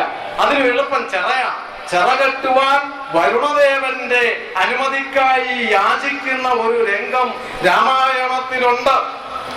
ഒരു ദിവസം തപസ്സിരുന്നു, ചോദിച്ചു വഴി തരണം എന്ന്. രാമൻ നേരിട്ടാ ചോദിക്കുന്നത്. വഴി ചോദിച്ചു, കൊടുത്തില്ല. 2ാമത്തെ ദിവസവും ചോദിച്ചു, കൊടുത്തില്ല. 3 ദിവസവും യാതനയും കേവലം കഴിഞ്ഞ് വഴി കിട്ടുന്നില്ല എന്ന് കണ്ടപ്പോഴാണ് രാമൻ പറഞ്ഞത്, കൊണ്ടുവാ ചാപബാണങ്ങൾ നീ ലക്ഷ്മണ, ഇന്ന് കാട്ടിയിടുവന്മൽ, ഇന്ന് കണ്ടുകൊണ്ടാലും മമ ശരവിക്രമം, ഇന്ന് പെരുവഴി വീഴുന്നതല്ലെങ്കിൽ അർണവും ഭസ്മമാക്കി ചമച്ചിടുവൻ. ഞാൻ ചാപവാണങ്ങൾ കൊണ്ടുവരിക, ആയുധം കൊണ്ടുവരിക, എന്റെ കൈക്കരുത്ത് ഞാൻ കാണിച്ചു കൊടുക്കുക. ചോദിച്ചത്, യാചിച്ചത് ദൗർബല്യം കൊണ്ടാണെന്ന് വിചാരിച്ചു. അങ്ങനെ ഉണ്ടെങ്കിൽ ഞാൻ എന്റെ കരുത്ത് കാണിച്ചു തരാം. ഈ ആഴിയെ, ഈ സമുദ്രത്തെ ഞാൻ ചാരമാക്കി കളയും എന്ന് പറഞ്ഞ് വില്ല് കൊലച്ചു നിൽക്കുന്ന രാമന്റെ ചിത്രം സുകുമാരനീക്കോട് പറഞ്ഞില്ലേ, മസിലുള്ള രാമൻ. ആ മസിലുള്ള രാമൻ അങ്ങനെയാ ഉണ്ടായത്. എന്നും കേഴുന്ന രാമനാണോ വേണ്ടത്? അങ്ങനെയല്ല. കേരളത്തിന്റെ അവസാനം ഒരു മസിൽ പവർ കാണിക്കേണ്ടി വരും. ആ മസിൽ പവർ കേഴുന്നത് വില വയ്ക്കുന്നില്ലെങ്കിൽ, യാതനയ്ക്ക് വിലയില്ലാതെ വരുമ്പോൾ ഒരു ബലപ്രയോഗം. അതാണ് 92 ഉണ്ടായത്. വിധി വരുന്നതിന് മുൻപ് തന്നെ 4.5 പതിറ്റാണ്ട് തേടി നടന്ന് ഇന്ത്യൻ കോടതിയിൽ അവിടെ കിട്ടാതെ വന്നപ്പോഴാണ് പിടിച്ചു വാങ്ങുവാൻ, ആ രാമനെ ആരാധിക്കുന്ന ഭാരതീയൻ തീരുമാനിച്ചത് പിടിച്ചു വാങ്ങിയത്. ഇന്ന് കാണുന്ന തരത്തിലെങ്കിലും അത് രാമക്ഷേത്രമാക്കി മാറ്റിയത്. പക്ഷെ ഇപ്പോൾ ഈ 10-60 കൊല്ലം കഴിഞ്ഞപ്പോൾ കോടതി വിധിച്ചു അത് ജന്മസ്ഥാൻ തന്നെയെന്ന്. ആർക്കും സംശയമില്ലാത്ത തരത്തിൽ. അവിടുത്തെ പ്രാചീനമായ രേഖകളിൽ എങ്ങനെയാ? രാംകോട്ട് എന്നാണ് അവിടെ ഇരിക്കുന്നത്. ഈ ക്ഷേത്രം ഇരിക്കുന്ന കുന്നിന് പറയുന്ന പേര് രാംകോട്ട് എന്ന. നൂറ്റാണ്ടുകൾക്ക് മുമ്പുള്ള ഔദ്യോഗിക രേഖകളിലും അതാണ് പേര്. വില്ലേജ് രേഖയിൽ ജന്മസ്ഥാനം എന്നാണ് കൊടുത്തിരിക്കുന്നത്. ആ ഭൂമിക്ക് എല്ലാ കാലവും മുഗളന്മാർ ഭരിക്കുമ്പോഴും അതിനുശേഷം ബ്രിട്ടീഷുകാർ ഭരിക്കുമ്പോഴും അതിനു മുൻപും ഒക്കെ അയോധ്യയെ കുറിച്ച് പറയുമ്പോൾ ജന്മസ്ഥാൻ എന്നാണ് ചരിത്ര രേഖയിൽ, ഔദ്യോഗിക സർക്കാർ രേഖയിൽ, രാജകീയ രേഖയിൽ ഒക്കെ. ആ രാമ ജന്മസ്ഥാനാണ്, അത് ജന്മസ്ഥാൻ തന്നെ എന്ന് കോടതി വിധിച്ചത്. അഭിപ്രായ വ്യത്യാസങ്ങൾ പലതിലുള്ളപ്പോഴും ജന്മസ്ഥാനാണെന്ന കാര്യത്തിൽ ആർക്കും തർക്കം വേണ്ട എന്ന് പറഞ്ഞപ്പോൾ ഞാൻ മുമ്പേ പറഞ്ഞതുപോലെ ഇന്ത്യയിലെ 15 കോടി മുസ്ലിം സഹോദരന്മാർ അത് കാര്യബോധത്തോടെ സ്വീകരിച്ചു. അങ്ങനെയെങ്കിൽ അങ്ങനെ അത് തീരട്ടെ. നമുക്ക് സൗഹാർദ്ദമായി 92 ആവർത്തിക്കരുത്, കലാപങ്ങൾ ഉണ്ടാവരുത്.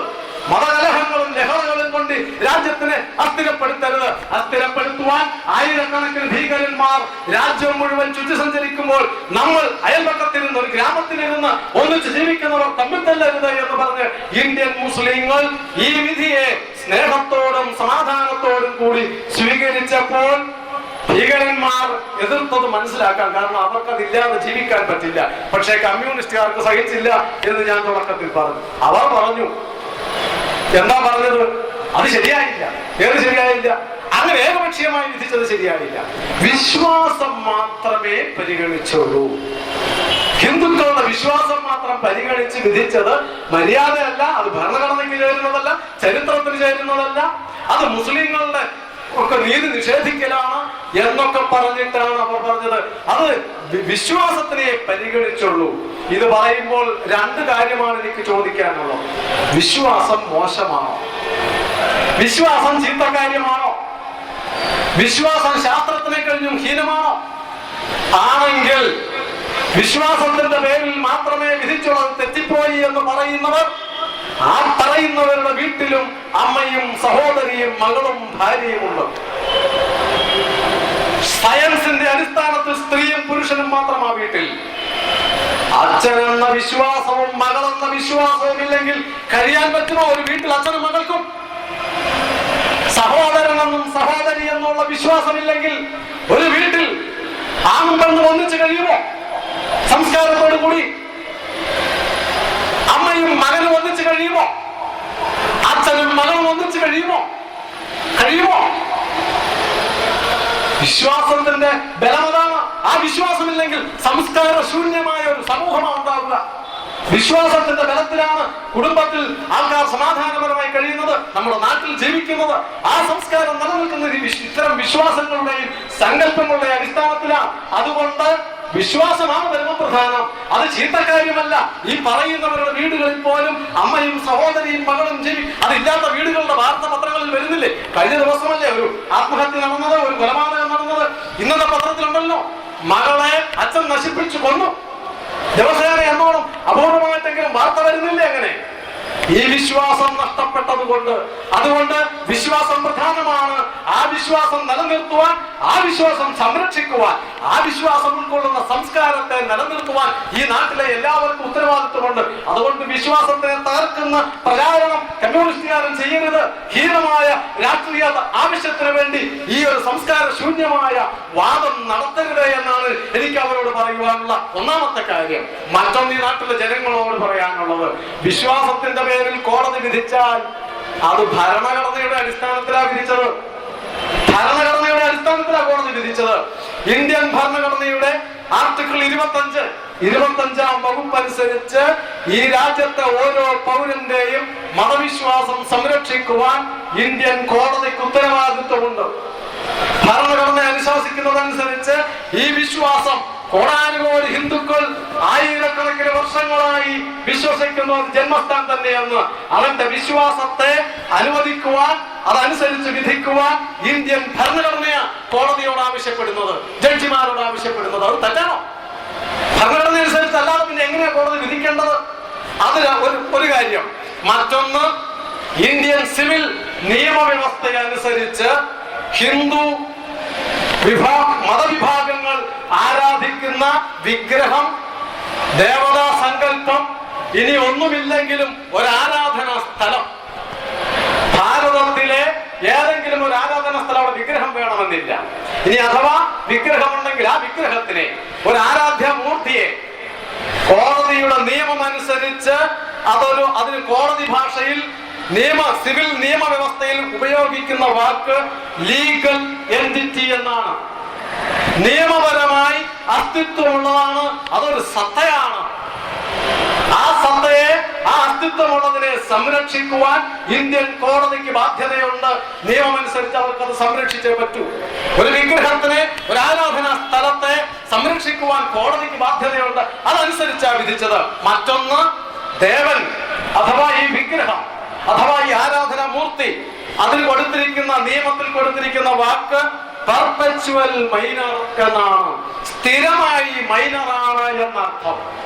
എത്ര നൂറ്റാണ്ട് കഴിഞ്ഞാലും, 1000 കൊല്ലം കഴിഞ്ഞാലും ഒരിക്കൽ സ്ഥാപിച്ച ഒരു ആരാധനാ സ്ഥലത്തെ ദേവൻ, ദേവതാ സങ്കല്പം എന്നും മൈനറായിട്ടാണ് നിയമമനുസരിച്ച് പരിഗണിക്കേണ്ടത്. മൈനറുടെ സ്വത്ത് എന്താ ചെയ്യേണ്ടത്? അത് കൈകാര്യം ചെയ്യാൻ എല്ലാവർക്കും സ്വാതന്ത്ര്യമുണ്ടോ? അഥവാ അതിന് നിയമിക്കപ്പെട്ട ആളിന് ആ മൈനറുടെ സ്വത്ത് ഉപയോഗിക്കാം, കൈകാര്യം ചെയ്യാം. വിൽക്കാൻ അധികാരമില്ല, കൈമാറ്റം ചെയ്യുവാൻ അധികാരമില്ല, കൊള്ളയടിക്കുവാൻ അധികാരമില്ല, നിയമമനുസരിക്കുന്നില്ല. ആ മൈനറുടെ സ്വത്താണ് അയോധ്യയിലെ രാമൻ എന്ന് പറയുന്ന ചരിത്ര പുരുഷനെയല്ല ഇവിടെ കോടതി കണ്ടെത്തിയത്. ആദ്യം ഈ വകുപ്പ് അനുസരിച്ച്, പിന്നെയോ അയോധ്യയിലെ ക്ഷേത്രത്തിലെ രാമൻ എന്ന സങ്കല്പം, രാമൻ എന്ന ദേവത, ആ ദേവന്റെ സ്വത്ത് നിയമപരമായി ഇന്ത്യൻ സിവിൽ പ്രൊസീജിയർ കോഡ് അനുസരിച്ച് സംരക്ഷിക്കണം. ആ നിയമമനുസരിച്ചാണ്, ആ സിവിൽ പ്രൊസീജിയർ കോഡ് അനുസരിച്ചാണ് കോടതി വിധിച്ചത് ആ ക്ഷേത്രത്തിന്റെ സ്വത്ത് തിരിച്ചു കൊടുക്കണമെന്ന്. Indian civil procedure code number 32 അനുസരിച്ച് ഈ ദേവതയ്ക്ക് കണക്കാക്കുന്നത് ഒരു വ്യക്തിയുടെ സ്ഥാനമാണ്. ആ വ്യക്തിക്ക് കോടതിയിൽ പോകാം, ആ വ്യക്തിയുടെ പേരിൽ ആർക്കും കോടതിയിൽ പോകാം, വാദിയായിട്ടും പ്രതിയായിട്ടും ഒക്കെ. അത് ഇന്ത്യൻ സിവിൽ പ്രൊസീജിയർ കോഡ് അനുശാസിക്കുന്നതാ. ആ നിയമങ്ങൾ അനുസരിച്ചാണ് കോടതി വിധിച്ചത്. ഇത് പറയാതെയാണ് കമ്മ്യൂണിസ്റ്റുകാരൻ പറയുന്നത് വിശ്വാസം മാത്രമേ പരിഗണിച്ചുള്ളൂ എന്ന് പറയുമ്പോൾ ഈ നാട്ടിലെ കോടാനുകോടി ഭാരതീയരെ, ജനങ്ങളെ വിഡ്ഢികളാക്കുകയല്ലേ ചെയ്യുന്നത്? ഭരണഘടന അനുസരിച്ച് വിധിച്ച ഒരു വിധിയെ, നിയമം അനുസരിച്ചാണ് വിധിച്ചത്. ആ വിധിയെ ജനങ്ങളുടെ മുമ്പിൽ തെറ്റിദ്ധരിപ്പിച്ച് കോടതിയോടുള്ള വിശ്വാസം തകർക്കുന്നു. വിശ്വാസം തകർന്ന ചിലപണി അവർ ചെയ്യുന്നുണ്ട്, നമ്മുടെ കേരളീയനടക്കമുള്ളവര്. അത് വേറെ കാര്യം. എങ്കിലും പൊതുവെ ഇന്ത്യയിൽ ഇന്നും വിശ്വാസമുള്ളത് കോടതിയെ തന്നെയാണ്, ജുഡീഷ്യറിയാണ്. ആ വിശ്വാസം തകർക്കുവാൻ ഒരു പാർട്ടി മനഃപൂർവ്വം ശ്രമിക്കുകയല്ലേ ചെയ്തത് ഈ വിധിയുടെ പേരിൽ. അതുകൊണ്ട് ഈ നാട്ടിലെ ജനങ്ങൾ ധരിക്കേണ്ടത് കോടതിയുടെ വിധി ഭരണഘടനയ്ക്കും സിവിൽ നിയമവ്യവസ്ഥയ്ക്കനുസരിച്ചും ആണ് എന്ന് നാം മനസ്സിലാക്കേണ്ടതുണ്ട്. അതിന്റെ അടിസ്ഥാനത്തിലാണ് വിധിച്ചിരിക്കുന്നത്. അങ്ങനെ പറഞ്ഞപ്പോഴാണ് അവർ രണ്ടാമതൊരു വാദം വന്നത്, ചരിത്രം പരിഗണിക്കേണ്ടതായിരുന്നു. കാര്യമൊക്കെ ശരിയാ, പക്ഷെ ചരിത്രപരമായ ഒരു പരിഗണന വേണ്ടേ? മുസ്ലിങ്ങളോട് ചരിത്രപരമായ പരിഗണന കാണിക്കണ്ടേ? അവരോട് ചരിത്രമേറെ പറയാനുണ്ട്. കുറച്ചെങ്കിലും ഒന്ന് രണ്ടെണ്ണം മാത്രം സൂചിപ്പിക്കാം. ബാബറിന്റെ ജീവചരിത്രം എഴുതി വെച്ചിട്ടുണ്ട്, ബാബർനാമ. ആ ബാബർനാമയിലുണ്ട് അയോധ്യ ആക്രമിച്ച് തകർത്തതിനെ കുറിച്ച് അദ്ദേഹത്തിന്റെ ജീവചരിത്രകാരൻ എഴുതി വെച്ചിട്ടുണ്ട്. വായിക്കാം, നിങ്ങൾക്ക് ഇന്റർനെറ്റിൽ നോക്കിയെടുക്കാവുന്നത്. അനേകം ഗ്രന്ഥങ്ങൾ മുസ്ലിം ചരിത്രകാരന്മാർ എഴുതി വെച്ചിട്ടുള്ളത്, അനേകം രേഖകൾ വിദേശ സഞ്ചാരികൾ എഴുതി വെച്ചത് ഒക്കെയുണ്ട്. ചരിത്ര ഗ്രന്ഥങ്ങളായിട്ടും അല്ലാത്ത ഗ്രന്ഥങ്ങളായിട്ടും ഒക്കെ ഈ ബാബർ തകർത്ത്, ഈ ക്ഷേത്രം തകർത്ത് പള്ളി പണിതതാണ് അഥവാ ഈ കെട്ടിടം പണിതതാണ് എന്നൊക്കെ അങ്ങനത്തെ കുറെ രേഖകൾ ഈ ബാബർ മസ്ജിദുമായിട്ട് ബന്ധപ്പെട്ടതല്ല. ആക്രമണങ്ങളുടെയും ക്ഷേത്രങ്ങളുടെ തകർക്കലുകളുടെയും ചരിത്രം ഇത് നമ്മൾ പറയുമ്പോഴാണല്ലോ വിശ്വാസക്കുറവ്. ഈ കേരളത്തിലൊരു സാംസ്കാരിക നായകൻ എഴുതിയ ഒരു പുസ്തകമുണ്ട്. അങ്ങനെ ഒരു പ്രത്യേക ജാതിയിൽപ്പെട്ട ഒരു പ്രത്യേക സ്പീഷീസ് കേരളത്തിലല്ലാതെ ലോകത്തിലെവിടെയും ഇല്ല. സാംസ്കാരിക നായകന്മാർ എന്ന് പറയുന്ന ഒരു പ്രത്യേക ഇനം ജീവികൾ. അവര് അങ്ങനെ അനേകം പേരുണ്ട്. അതിലൊരു മതേതര സാഹിത്യകാരൻ, ആന്റി ഹിന്ദു എന്ന് വേണമെങ്കിൽ പറയാവുന്ന ഒരു മതേതര സാഹിത്യകാരനുണ്ട്, ബഹുമാനപ്പെട്ട ആനന്ദ്. അദ്ദേഹം എഴുതിയ ഒരു പുസ്തകമുണ്ട്, വേട്ടക്കാരനും വിരുന്നുകാരനും. മേടിച്ച് വായിച്ചു നോക്കുക സഹാക്കളും നാട്ടുകാരും ഒക്കെ. ഈ DC ബുക്സിൽ കിട്ടും. വേട്ടക്കാരനും വിരുന്നുകാരനും വേട്ടയാടി വന്ന് തകർത്ത് തരിപ്പണമാക്കിയ അനേകം ക്ഷേത്രങ്ങളുടെ ചരിത്രം അതിനകത്ത് എഴുതി വെച്ചിട്ടുണ്ട്. വേട്ടയാടി വന്ന് കൊന്നൊടുക്കിയ അനേകം ഭാരതീയന്റെ ജീവൻ നഷ്ടപ്പെട്ടതിന്റെ ചരിത്രം ആ പുസ്തകത്തിൽ എഴുതി വെച്ചിട്ടുണ്ട്. എവിടെ വേണം, എത്ര വേണം ചരിത്രരേഖകൾ, എത്ര വേണം? അനേകം ചരിത്രങ്ങൾ ഈ ആക്രമണങ്ങളുടെയും നൂറ് ആക്രമണങ്ങളുടെയും തകർക്കലുകളുടെയും ചരിത്രമുണ്ട്. അതൊക്കെ നാം പരിശോധിച്ച് നോക്കിയിട്ട് തന്നെയാണ്. ആ ചരിത്രവും കോടതി പരിശോധിച്ച് നോക്കിയിട്ടുണ്ട്, വെറുതെ അല്ല. ചരിത്രപരമായ അനേകം രേഖകളും ഗ്രന്ഥങ്ങളും കോടതി പരിശോധിച്ചിട്ടാണ് അവിടെ ക്ഷേത്രം തന്നെയാണെന്നും ജന്മസ്ഥാനം തന്നെയാണെന്നും കോടതി പറഞ്ഞത്. അത് പറയുമ്പോഴാണ് BC 326 മുതലുള്ള ആക്രമണ ചരിത്രം നമ്മളെ പഠിപ്പിക്കുന്നു. ആക്രമണ ചരിത്രം പഠിപ്പിക്കുമ്പോൾ ഒരു കാര്യം, കഴിഞ്ഞ ദിവസം ഇതിനെക്കുറിച്ച് പറഞ്ഞപ്പോൾ നമ്മുടെ സെബാസ്റ്റ്യൻ പോൾ TV പറയുന്നത് ഞാൻ കേട്ടതാ. അദ്ദേഹം ഒരു ചരിത്രാതീത കാലം തന്നെ നടന്നത്. 1526 എന്ന് പറഞ്ഞാൽ ചരിത്രാതീത കാലമാണ്. അതിലെന്താ നടന്നതെന്ന് ആർക്കറിയാം? ക്ഷേത്രം തകർത്തോ, അത് നശിപ്പിച്ചോ, എന്നിട്ടാണോ പള്ളി പണിതത്? അറിയില്ലല്ലോ നമുക്ക്. അതുകൊണ്ട് ചരിത്രാതീത കാലത്ത് നടന്നതിനെ ഇപ്പോൾ നമ്മൾ വിവരമുള്ളവർ അത് തെറ്റായിട്ട് കാണരുത്. അത് ചരിത്രത്തിന്റെ ഒരു സ്മാരകമായിട്ട് കാണണം. ഒരു ചോദ്യമേ ഉള്ളൂ അവരോട്. അവർ തന്നെ എപ്പോഴും ഇടക്കിടക്ക് പറയുന്ന ഒരു ചോദ്യമുണ്ടല്ലോ, ആര്യന്മാരല്ല ഹിന്ദുക്കൾ ബുദ്ധക്ഷേത്രങ്ങളൊക്കെ തകർത്തിട്ടാണ് ഹിന്ദു ക്ഷേത്രങ്ങൾ പണിത്. ബുദ്ധവിഹാരങ്ങളെല്ലാം തകർത്ത് 1500 കൊല്ലം മുമ്പ് ബുദ്ധവിഹാരങ്ങളെല്ലാം തകർത്തിട്ടാണ് ബ്രാഹ്മണർ ഇന്ത്യയിൽ ക്ഷേത്രങ്ങൾ പണിതത്. 1500 കൊല്ലം മുമ്പ്. 500 കൊല്ലം മുമ്പത്തതിന് ചരിത്രമില്ല എന്ന് പറയുന്ന വിഡ്ഢികൾ 1500 കൊല്ലം മുമ്പ് എഴുന്ന ചരിത്രം കണ്ടുപിടിച്ചത്. പോകട്ടെ, ഞാനും നിങ്ങളും ഈ നാട്ടിൽ നമ്മളെല്ലാവരെയും പഠിപ്പിക്കുകയും പഠിപ്പിക്കുകയും ചെയ്തൊരു കാര്യമുണ്ടല്ലോ, 5000 കൊല്ലം മുമ്പ് ആര്യന്മാർ ആക്രമിച്ചു വന്നു ഭാരതത്തിലേക്കെന്ന്. അതിനെവിടെയാ ചരിത്രം? ചരിത്രപരമായ ഒരു തെളിവുമില്ലാത്തതിനെ ചരിത്രമായിട്ട് അവർ പറയുകയും ചരിത്രപരമായി തെളിയിക്കപ്പെട്ടത് ചരിത്രമല്ല എന്ന് പറയുകയും ചെയ്യുമ്പോൾ അവർ ഏത് ലോകത്താ ജീവിക്കുന്നത്? റേഡിയോ കാർബൺ ഡേറ്റിംഗ് എന്ന് പറയുന്ന ഒരു അത്യന്ത ആധുനിക ശാസ്ത്ര ഗവേഷണ സംവിധാനമുണ്ട്. ഒരു സാധനം പരിശോധിച്ചാൽ ഇത്ര 1000 കൊല്ലം മുമ്പ്, ഇത്ര മാസം മുമ്പ്, ഇന്ന ദിവസം ഉണ്ടായതാണല്ലോ, സംഭവിച്ചതാണെന്ന് തെളിയിക്കാൻ മാത്രം ശാസ്ത്രം വളർന്നിരിക്കുന്നു ലോകത്തിൽ. ആ ലോകത്തിന്റെ മുമ്പിലേക്കാ പറയുന്നത് 500 കൊല്ലം മുമ്പ് നടന്നതിന് ചരിത്രമില്ല. 1528 മുമ്പുള്ളതിന് ചരിത്രമുണ്ട് കമ്മ്യൂണിസ്റ്റുകാരുടെ കയ്യിൽ, 1528 ശേഷമുള്ളതിനും ചരിത്രമുണ്ട്. 1528 എന്ത് നടന്നു അറിയില്ല. ഇത് അവര് നാട്ടുകാരെ വിഡ്ഢിയാക്കുകയാണോ സ്വയം വിഡ്ഢിയാക്കുകയാണോ എന്ന് ചിന്തിക്കേണ്ടതുണ്ട്. ഇത് ചരിത്രപരമായ തെളിവുണ്ട് എന്നൊക്കെ പറഞ്ഞാൽ ഉടനെ അവർ പറയുന്ന മൂന്നാമത്തെ വാദം എന്താ? ശാസ്ത്രീയമായ ഗവേഷണങ്ങൾ നടന്നിട്ടുണ്ട്, അതിന്റെ അടിസ്ഥാനത്തിൽ വേണമായിരുന്നു വിധിക്കാൻ. അങ്ങനെയല്ല കോടതി വിധിച്ചത്, ആണോ? കോടതിയുടെ മുമ്പിൽ 1000കണക്കിന് പേജുകളുണ്ട്, ശാസ്ത്രീയ ഗവേഷകന്മാർ സമർപ്പിച്ച രേഖകൾ. ആ രേഖകളുടെ അടിസ്ഥാനത്തിലാണ് അവർ വിശദീകരിച്ചിട്ടുള്ളത്, വിധിച്ചിട്ടുള്ളത്. ആ തെളിവുകൾ പരിശോധിച്ചിട്ട് അനേകം തെളിവുകളുണ്ട് ശാസ്ത്രീയമായ ഗവേഷണങ്ങളുടെ. ചിലത് മാത്രം നിങ്ങളുടെ മുമ്പിൽ പറയും. കമ്മ്യൂണിസ്റ്റുകാരൻ പറയുന്നത് നേരാണോ ഇല്ലയോ എന്നറിയാം.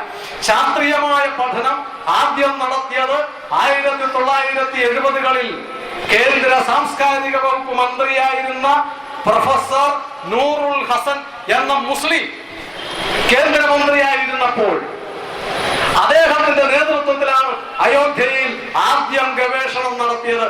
ആ ഗവേഷണത്തിന് കൊടുത്ത പേര് archaeology of Ramayana sites. Noorul Hasan എന്ന മുസ്ലിം മന്ത്രിയുടെ നേതൃത്വത്തിൽ നടത്തിയ ശാസ്ത്ര ഗവേഷണത്തിന്റെ പേര് ആർക്കിയോളജി ഓഫ് രാമായണ സൈറ്റ്സ്. എന്താ അവർക്ക് വേറൊരു പേര് കൊടുക്കാഞ്ഞത്? Archaeology of Babri Masjid sites എന്ന് എന്തുകൊണ്ട് കൊടുത്തില്ല? മുസ്ലിം മന്ത്രിയല്ലേ, മതേതര ഗവൺമെന്റ് അല്ലേ, എന്താ കൊടുക്കാഞ്ഞത്? അയോധ്യയിൽ രാമനല്ലാതെ രാമായണമല്ലാതെ വേറെ എന്താ വേണ്ടത് എന്നറിയാവുന്നത് കൊണ്ട്.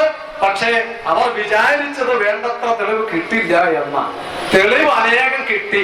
അതുകൊണ്ട് മതേതര ഗവൺമെന്റ് എന്ന് പറയുന്ന ഒരു ഇനമായതുകൊണ്ട് അത് റിപ്പോർട്ട് പുറത്തു വിട്ടില്ല. പുറത്തു വിട്ടാൽ വിവരം അറിയും, സത്യം ജനങ്ങൾ അറിയും. അങ്ങനെ സത്യം ജനങ്ങൾ അറിഞ്ഞാൽ അവിടെ ക്ഷേത്രം വിട്ടുകൊടുക്കാൻ പറയും ജനങ്ങൾ. അങ്ങനെ വിട്ടുകൊടുക്കാൻ പറഞ്ഞെന്നാൽ എങ്ങനെ ന്യൂനപക്ഷ സംരക്ഷണം നടത്താൻ പറ്റും? അതുകൊണ്ട് മുസ്ലിങ്ങളെ പീഡിപ്പിക്കുവാൻ ആ സഹോദരന്മാരെ തെറ്റിദ്ധരിപ്പിച്ചുകൊണ്ട് ഈ റിപ്പോർട്ട് പുറത്തുവിട്ടില്ല. പിന്നീട് 1975-നും 1985-നും ഇടയിൽ ആർക്കിയോളജിക്കൽ സർവേ ഓഫ് ഇന്ത്യയുടെ ഡയറക്ടർ ഡോക്ടർ BB ലാലിന്റെ നേതൃത്വത്തിൽ ഖനനം നടത്തി, ഗവേഷണം നടത്തി. ആർക്കിയോളജിക്കൽ സർവേ ഓഫ് ഇന്ത്യയുടെ ഡയറക്ടറുടെ നേതൃത്വത്തിൽ, അദ്ദേഹം RSSകാരനല്ല, സംഘപരിവാറല്ല, ഒരു ശാസ്ത്രജ്ഞൻ, അദ്ദേഹത്തിന്റെ നേതൃത്വത്തിൽ നടത്തിയ ഈ ഗവേഷണങ്ങളിൽ അയോധ്യയിൽ 14 കേന്ദ്രങ്ങളാ കണ്ടെത്തിയത്. 14 കേന്ദ്രങ്ങൾ. ആ 14 കേന്ദ്രങ്ങൾ മുഴുവൻ രാമായണവുമായി ബന്ധപ്പെട്ടതാണ് എന്നാണ് അവർ കണ്ടെത്തിയത്. അതിൽ ഒരു പ്രധാന കേന്ദ്രം അപ്പോൾ ബാബറി മസ്ജിദ് പറഞ്ഞ് ഇരിക്കുന്ന കെട്ടിടത്തിന്റെ അടിയിൽ തന്നെയാണ്. ആ കെട്ടിടം ഇരിക്കുന്ന പ്രദേശമാണ് ഒരു കേന്ദ്രം 14 കേന്ദ്രങ്ങളിൽ ഒന്ന്. അതാണ് എന്ന് ആർക്കിയോളജിക്കൽ സർവേ ഓഫ് ഇന്ത്യ കണ്ടെത്തുകയും അത് പറയുകയും ചെയ്തു. പിന്നീട് ബാബറി കെട്ടിടത്തിന്റെ ഉൾപ്പെടെയുള്ള നിരവധി തൂണുകൾ, ആ തൂണുകളും ഭിത്തി കെട്ടിയിരിക്കുന്നതുമൊക്കെ ക്ഷേത്രങ്ങളുടെ അവശിഷ്ടങ്ങൾ കൊണ്ട് തന്നെയാണ് എന്ന് ഈ ശാസ്ത്രജ്ഞന്മാരെ രേഖപ്പെടുത്തിയത്. മറ്റാരുമല്ല. എത്ര തെളിവ് വേണം? അനേകം അന്വേഷണങ്ങൾ തീർന്നില്ല. ഈ കെട്ടിടം തകർത്തു കഴിഞ്ഞപ്പോൾ 92-ന് ശേഷം വീണ്ടും ഖനനം നടത്തി. അലഹബാദ് ഹൈക്കോടതിയുടെ നിർദ്ദേശാനുസരണം ആ അന്വേഷണം നടത്തിയപ്പോൾ, ഖനനങ്ങൾ നടത്തിയപ്പോൾ അവിടെ നിന്ന് കണ്ടെത്തിയ ഒരു ഫലകം, ഒരു ലോഹം തകിട് കിട്ടി. ആ ലോഹത്തകിടിൽ 1.15 മീറ്റർ നീളവും 56 സെന്റിമീറ്റർ വീതിയുമുള്ള ആ തകിടിൽ ഇവിടെ ഇപ്പോഴുള്ള ഈ ക്ഷേത്രം 1140-ൽ സ്ഥാപിക്കുന്നുവെന്നും പുതുക്കിപ്പണിയുന്നുവെന്നും, ഈ ക്ഷേത്രം പുതുക്കിയ ക്ഷേത്രം 10 തലയുള്ളവനെ കൊന്നവനും ബലിയെ നശിപ്പിച്ചവനുമായ വിഷ്ണുവിന് സമർപ്പിക്കുന്നു എന്നും രേഖപ്പെടുത്തിയ ഫലകം തകർക്കപ്പെട്ട ഭിത്തിയിൽ നിന്ന് കിട്ടി ശാസ്ത്രജ്ഞന്മാർക്ക്. ആ ക്ഷേത്രം അവസാനമായി പുതുക്കിപ്പണിതത് 1140-ലാണ് എന്ന് ശാസ്ത്രജ്ഞന്മാരാ പറഞ്ഞത്. അവിടെ നടത്തിയ ഗവേഷണങ്ങളിൽ കിട്ടിയ അവശിഷ്ടങ്ങൾ മുഴുവൻ 1100-നും 1200-നും ഇടയിലെ നിർമ്മാണ രീതിയാണ് എന്നും അവിടെ മുഴുവൻ ബൃഹത്തായ ഒരു ക്ഷേത്രത്തിന്റെ അവശിഷ്ടങ്ങളാണ് കിടക്കുന്നത് എന്നും ഈ ആർക്കിയോളജിക്കൽ സർവേ ഓഫ് ഇന്ത്യയുടെ ശാസ്ത്രജ്ഞന്മാർ കണ്ടെത്തി. അതും പോരാഞ്ഞ് കോടതി തന്നെ പറഞ്ഞ് 1992 മുൻ ആർക്കിയോളജിക്കൽ വകുപ്പ് ഡയറക്ടർമാരായ 3 ഡയറക്ടർമാരുടെ നേതൃത്വത്തിൽ ശാസ്ത്രജ്ഞന്മാർ ഗവേഷണം നടത്തി. രാംകോട്ട് കുന്നിൽ നടത്തിയ ആ ഗവേഷണത്തിൽ പങ്കെടുത്തത് വിഗ്രഹങ്ങളും ശില്പങ്ങളും അതിൽ മുഴുവൻ നടത്തിയ പഠനങ്ങളിൽ ഈ വിഗ്രഹങ്ങളെല്ലാം പുനർനിർമ്മിച്ചത് AD 100-നും 300-നും ഇടയിലാണ്. അപ്പോഴും പിന്നെയും പുറകോട്ട് പോകും. വിഗ്രഹങ്ങൾ ഉണ്ടാക്കിയത് നൂറ്റാണ്ടുകൾക്ക് മുമ്പാണ് എന്നും ഇടയ്ക്ക് ക്ഷേത്രം പുതുക്കി പണിതിരുന്നു എന്നർത്ഥം എന്ന് ശാസ്ത്രജ്ഞന്മാർ പറഞ്ഞു. ബാബരി കെട്ടിടം ഇരുന്ന സ്ഥലത്ത് കോടതി നിർദ്ദേശാനുസരണം ഗവേഷണം നടത്തി 131 ശാസ്ത്രജ്ഞന്മാർ. അതിൽ 29 പേര് മുസ്ലിങ്ങളായിരുന്നു.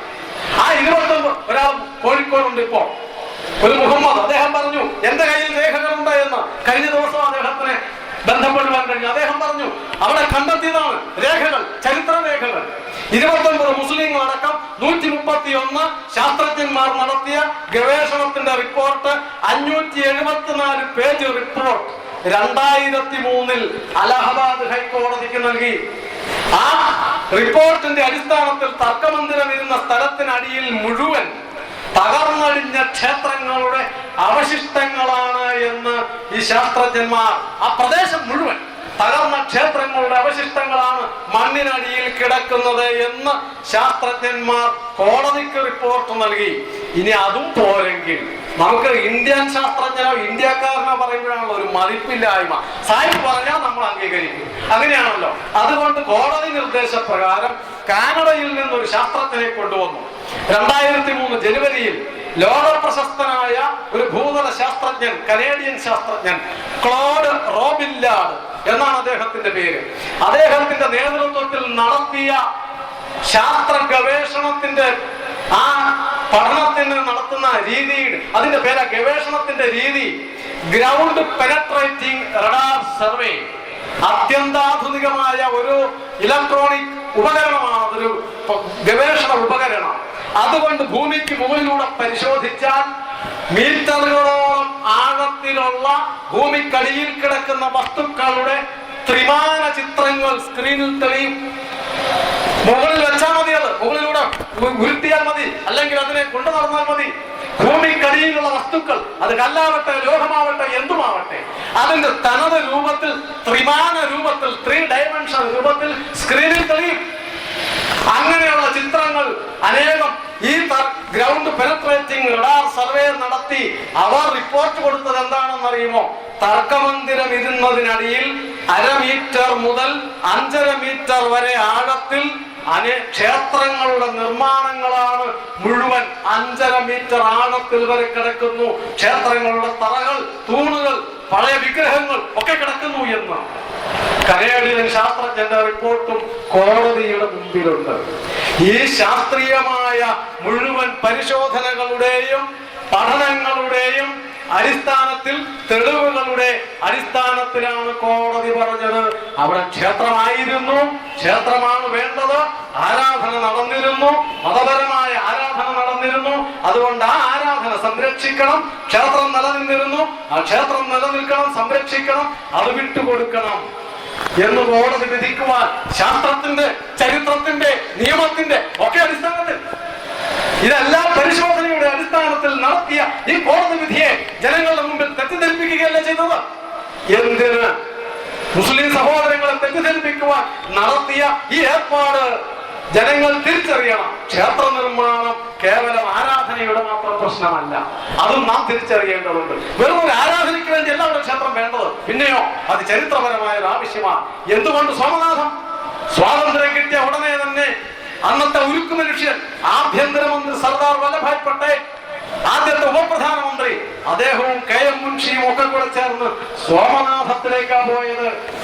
മുഹമ്മദ് ഗസ്നി തകർത്ത ക്ഷേത്രം, അനേകം തവണ തകർത്ത ക്ഷേത്രം, ആ സോമനാഥത്തിന്റെ ഇടിഞ്ഞു പൊളിഞ്ഞു കിടക്കുന്ന സോമനാഥത്തിന്റെ മുറ്റത്ത് നിന്ന് പ്രതിജ്ഞ എടുത്തു, ഇത് പുതുക്കി പണിയണമെന്ന്. തിരിച്ചു വന്ന സർദാർ പട്ടേൽ പ്രധാനമന്ത്രി ജവഹർലാൽ നെഹ്റുവിനോട് പറഞ്ഞു, സോമനാഥം പുതുക്കിപ്പണിയണം ഇന്ത്യ ഗവൺമെന്റ് എന്ന്. നെഹ്റു പറഞ്ഞു പറ്റില്ല എന്ന്. പട്ടേൽ പറഞ്ഞു വേണമെന്ന്. അവസാനം ബാക്കി പലരുടെയും നിർബന്ധവും പ്രേരണയും സമ്മർദ്ദവും ഒക്കെ വന്നപ്പോൾ ക്ഷേത്രം പുതുക്കിപ്പണിയുവാൻ നെഹ്റുവിന്റെ നേതൃത്വത്തിലുള്ള ഗവൺമെന്റിന് സമ്മതിക്കേണ്ടി വന്നു. അങ്ങനെ സമ്മതിച്ച് പുതുക്കി പണിതു. 1950 അതിന്റെ ഉദ്ഘാടനം നടത്തുവാൻ ഇടയായി. ഉദ്ഘാടനത്തിന് സമയമായപ്പോൾ KM മുൻഷി പോയി അന്നത്തെ പ്രസിഡന്റിനോട്, രാഷ്ട്രപതിയോട്, ഡോക്ടർ രാജേന്ദ്ര പ്രസാദിനോട് ഉദ്ഘാടനത്തിന് വരണമെന്ന് പറഞ്ഞു. നെഹ്റു പറഞ്ഞു പോകരുത് എന്ന്. ഇന്ത്യയുടെ പ്രസിഡന്റാണ് അങ്ങ്, മതേതര ഗവൺമെന്റിന്റെ അധ്യക്ഷനായ അങ്ങ് മതസ്ഥാപനമായ ക്ഷേത്രത്തിന്റെ പുനരുദ്ധാരണത്തിന് ഉദ്ഘാടനത്തിന് പോകരുതെന്ന് നെഹ്റു പറഞ്ഞു. ഞാൻ പോകുമെന്ന് രാജേന്ദ്ര പ്രസാദ്. പാടില്ല എന്ന് വീണ്ടും നെഹ്റു.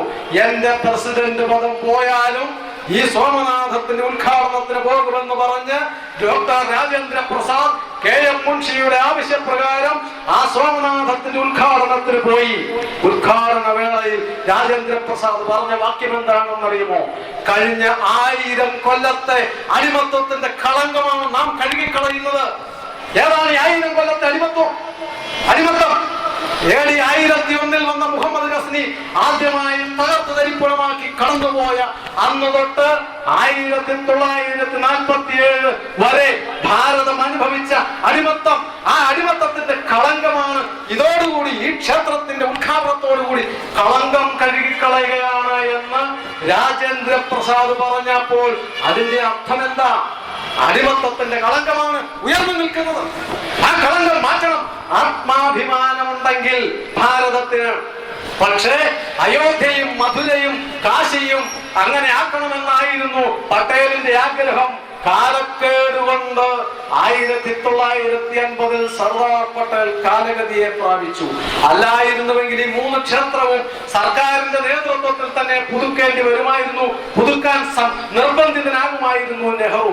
പട്ടേലിനെ പോലെ കരുത്തുള്ള ഒരുവൻ പിന്നീട് ഭാരതത്തിന്റെ മന്ത്രിസഭയിൽ ഇല്ലാതെ പോയത് കൊണ്ട് ആത്മാഭിമാനത്തെക്കാളും പ്രധാനം അധികാരമാണെന്ന് തിരിച്ചറിഞ്ഞവർ അധികാരം നഷ്ടപ്പെടുന്ന ഒന്നും നെഹ്റുവിനോട് പറയാൻ തയ്യാറല്ലാതിരുന്നത് കൊണ്ട് ബാക്കി 3 എണ്ണത്തിന്റെ കാര്യം ആരും മിണ്ടിയില്ല, മുൻഷി ഒഴിച്ച്. അങ്ങനെയാണ് മറ്റ് 3 ക്ഷേത്രങ്ങൾ പുനരുദ്ധരിക്കപ്പെടാതെ പോയത്. അതുകൊണ്ട് ഈ ഇടിഞ്ഞുപൊളിഞ്ഞ ക്ഷേത്രങ്ങൾ ഭാരതത്തിന്റെ ആത്മനിന്ദയുടെ അപമാനത്തിന്റെ അടയാളമാണെന്നാണ് പട്ടേൽ പറഞ്ഞതും രാജേന്ദ്ര പ്രസാദ് പറഞ്ഞതും KM മുൻഷി പറഞ്ഞതും ഈ നാടിനോട് കൂറുള്ള ഓരോരുത്തരും പറഞ്ഞത്. അത് തന്നെയാണ് ഈ നാട്ടിലേക്ക് ഒരിക്കൽ വന്ന ലോകപ്രസിദ്ധനായ ഒരു ചരിത്രകാരനാണ്. നിങ്ങളിൽ ചിലരെങ്കിലും കേട്ടിട്ടുള്ള ഒരു മനുഷ്യൻ, ലോകത്തിന്റെ ചരിത്രം എഴുതിയ ആർണോൾഡ് ടോയൻബി. അദ്ദേഹം 1963 നെഹ്റു ക്ഷണിച്ചിട്ട് മൗലാന അബ്ദുൽ കലാം ആസാദ് അനുസ്മരണ പ്രസംഗത്തിന് ഡൽഹിയിൽ വന്നു. ആ പ്രസംഗം നടത്തിയപ്പോൾ അദ്ദേഹത്തിന്റെ പ്രസംഗത്തിന്റെ തലക്കെട്ട് ഏകലോകവും ഭാരതവും എന്നായിരുന്നു. ആ പ്രസംഗത്തിൽ അദ്ദേഹം പറഞ്ഞ പ്രധാനപ്പെട്ട 2-3 വാക്യങ്ങൾ ഞാൻ വായിക്കാം. ഒന്ന്, ഒരു കാലത്ത് റോമൻ കത്തോലിക്ക ക്രിസ്ത്യൻ സാമ്രാജ്യത്തിൽ ചേർന്ന ഒരു സ്വതന്ത്ര നാടായിരുന്നു പോളണ്ട്. അതിന്റെ തലസ്ഥാന നഗരമായ വാഴ്സ റഷ്യക്കാർ ആദ്യമായി പിടിച്ചടക്കിയപ്പോൾ 1-ാം ലോക മഹായുദ്ധത്തിൽ അവർ ഈ പ്രധാന ചത്വരത്തിൽ ഒരു പൗരസ്ത്യ വിശ്വാസ പള്ളി, ഈസ്റ്റേൺ ഓർത്തഡോക്സ് കത്തീഡ്രൽ സ്ഥാപിച്ചു. ഭരണകർത്താക്കൾ തങ്ങളാണെന്ന് പോളണ്ടുകാരെ നിരന്തരമായി ഓർമ്മിപ്പിക്കുന്ന ഒരു പ്രത്യക്ഷ പ്രതിഷ്ഠയായിട്ടാണ് റഷ്യക്കാർ ഇത് നിർമ്മിച്ചത്. 1918 പോളണ്ടിന്റെ സ്വാതന്ത്ര്യം പുനഃസ്ഥാപിതമായപ്പോൾ അവർ ഈ പള്ളി പൊളിച്ചെറിഞ്ഞു. ഞാൻ പോളണ്ട് സന്ദർശിച്ച കാലത്ത് ഈ പൊളിച്ചെറിയൽ കഷ്ടിച്ച് കഴിഞ്ഞിട്ടേ ഉണ്ടായിരുന്നുള്ളൂ. ഈ റഷ്യൻ പള്ളി പൊളിച്ചെറിഞ്ഞതിന് പോളിഷ് ഗവൺമെന്റിനെ ഞാൻ വലുതായി കുറ്റപ്പെടുത്തുന്നില്ല. റഷ്യക്കാർ ഈ പള്ളി കെട്ടിയത് മതത്തിനു വേണ്ടിയല്ല, രാഷ്ട്രീയത്തിനു വേണ്ടിയായിരുന്നു. ഇതിന്റെ ആന്തര ഉദ്ദേശം പോളണ്ടുകാരെ കൽപ്പിച്ചു കൂട്ടി അപമാനിക്കണമെന്നതും. ക്രിസ്ത്യൻ രാജ്യമാണ് പോളണ്ട്. ആ പോളണ്ടിന്റെ തലസ്ഥാനത്ത് അവരുടെ പള്ളി തകർത്ത് ആക്രമിച്ചു വന്ന റഷ്യക്കാരൻ വേറെ ക്രിസ്ത്യൻ പള്ളി പണിതു. അടിമകളാക്കി നിർത്തിയിരിക്കുന്നതിന്റെ അടയാളം. സ്വാതന്ത്ര്യം കിട്ടിയപ്പോൾ തങ്ങൾ ക്രിസ്ത്യാനികളായിരുന്നിട്ടും പോളണ്ടുകാർ കെട്ടിയ ക്രിസ്ത്യൻ പള്ളി എന്തിനാണ്, അല്ല റഷ്യക്കാർ കെട്ടിയ ക്രിസ്ത്യൻ പള്ളി എന്തിനാണ് പോളണ്ടുകാർ പൊളിച്ചു കളഞ്ഞത്? രണ്ടും ക്രിസ്ത്യൻ പള്ളിയല്ലേ, പിന്നെ എന്തിനു പൊളിച്ചെറിഞ്ഞു? പൊളിച്ചെറിയുന്നതിന്റെ കാരണം അല്പം ആത്മാഭിമാനം അവർക്കുണ്ടായിരുന്നു. ആർണോൾഡ് ടോയൻബി പറഞ്ഞത്, ഇത് മതത്തിന് വേണ്ടിയല്ല റഷ്യക്കാർ ഈ പള്ളി കെട്ടിയത്, നിങ്ങൾ ഞങ്ങളുടെ അടിമകളാണെന്ന് ബോധ്യപ്പെടുത്തുവാൻ. അതുകൊണ്ട് ആ അടിമത്വത്തിന്റെ ചിഹ്നമാണ് പോളണ്ടുകാർ പൊളിച്ചെറിഞ്ഞത്. അദ്ദേഹം പിന്നീട് പറയുന്ന വാക്യം ഇന്ത്യക്കാരോടാണ്. ഔറംഗസീബ് ഈ 3 പള്ളികളും, അതായത് കാശിയിലെ 2 പള്ളിയും മധുരയിലെ ശ്രീകൃഷ്ണ ക്ഷേത്രം തകർത്ത പള്ളിയും, ഈ 3 പള്ളികളും കെട്ടിയതിന്റെ ഉദ്ദേശം തന്റെ രാഷ്ട്രീയ വിരോധികളെ കൽപ്പിച്ചുകൂട്ടി അപമാനിക്കുന്നതിന് വേണ്ടി അത്രേ. വാഴ്സ നഗരത്തിന്റെ മധ്യഭാഗത്ത് വിശ്വാസപ്പള്ളി കെട്ടുന്നതിന് റഷ്യക്കാർക്കുണ്ടായിരുന്ന അതേ ഉദ്ദേശം ഹിന്ദു മതത്തിന് ഏറ്റവും അഭിവന്ദ്യമായ സ്ഥലങ്ങളിൽ പോലും മുസ്ലിം ഗവൺമെന്റ് അധികാരത്തോടെ ഭരിക്കുന്നുവെന്ന് ചൂണ്ടിക്കാണിക്കുകയായിരുന്നു ഈ 3 പള്ളികളുടെയും ഉദ്ദേശം എന്ന് ടോയൻബിയ പറയുന്നത്. അദ്ദേഹം പറഞ്ഞത് ഒരു വാക്യമിതാ, ഔറംഗസീബിന്റെ പള്ളികളെ പരിരക്ഷിച്ചു വരുന്ന നിങ്ങളെക്കാൾ, നമ്മളെക്കാൾ, ഇവിടെ ഇരിക്കുന്ന നമ്മളെ ഓരോരുത്തരെ ചൂണ്ടിയാ പറയുന്നത്, ഔറംഗസീബിന്റെ പള്ളികളെ സംരക്ഷിച്ചു വരുന്ന നിങ്ങളെക്കാൾ റഷ്യക്കാർക്ക് തന്നെ യശസ്കരമായ വാഴ്സയിലെ സ്മാരകം നശിപ്പിച്ച പോളണ്ടുകാരല്ലേ ഒരു പക്ഷേ വാസ്തവത്തിൽ ദയവുള്ളവരെന്ന് പോലും എനിക്ക് തോന്നിയിട്ടുണ്ട്. പോളണ്ടുകാർക്ക് ആത്മാഭിമാനം ഉണ്ടായിരുന്നു എന്നർത്ഥം. മതമല്ല പ്രശ്നം, ഇത് ഈ നാട്ടിലെ മുസ്ലിങ്ങൾ പൊളിച്ചു കളയേണ്ടതായിരുന്നു. ബാബർ കെട്ടിയ, ഔറംഗസീബ് കെട്ടിയ, അതുപോലെയുള്ള ആക്രമണകാരികൾ തകർത്ത് കെട്ടിയ കെട്ടിടങ്ങൾ ഈ നാട്ടിലെ ഇന്ത്യൻ മുസ്ലിങ്ങളായിരുന്നു 1947 ശേഷം പൊളിച്ചെറിയേണ്ടിയിരുന്നത്.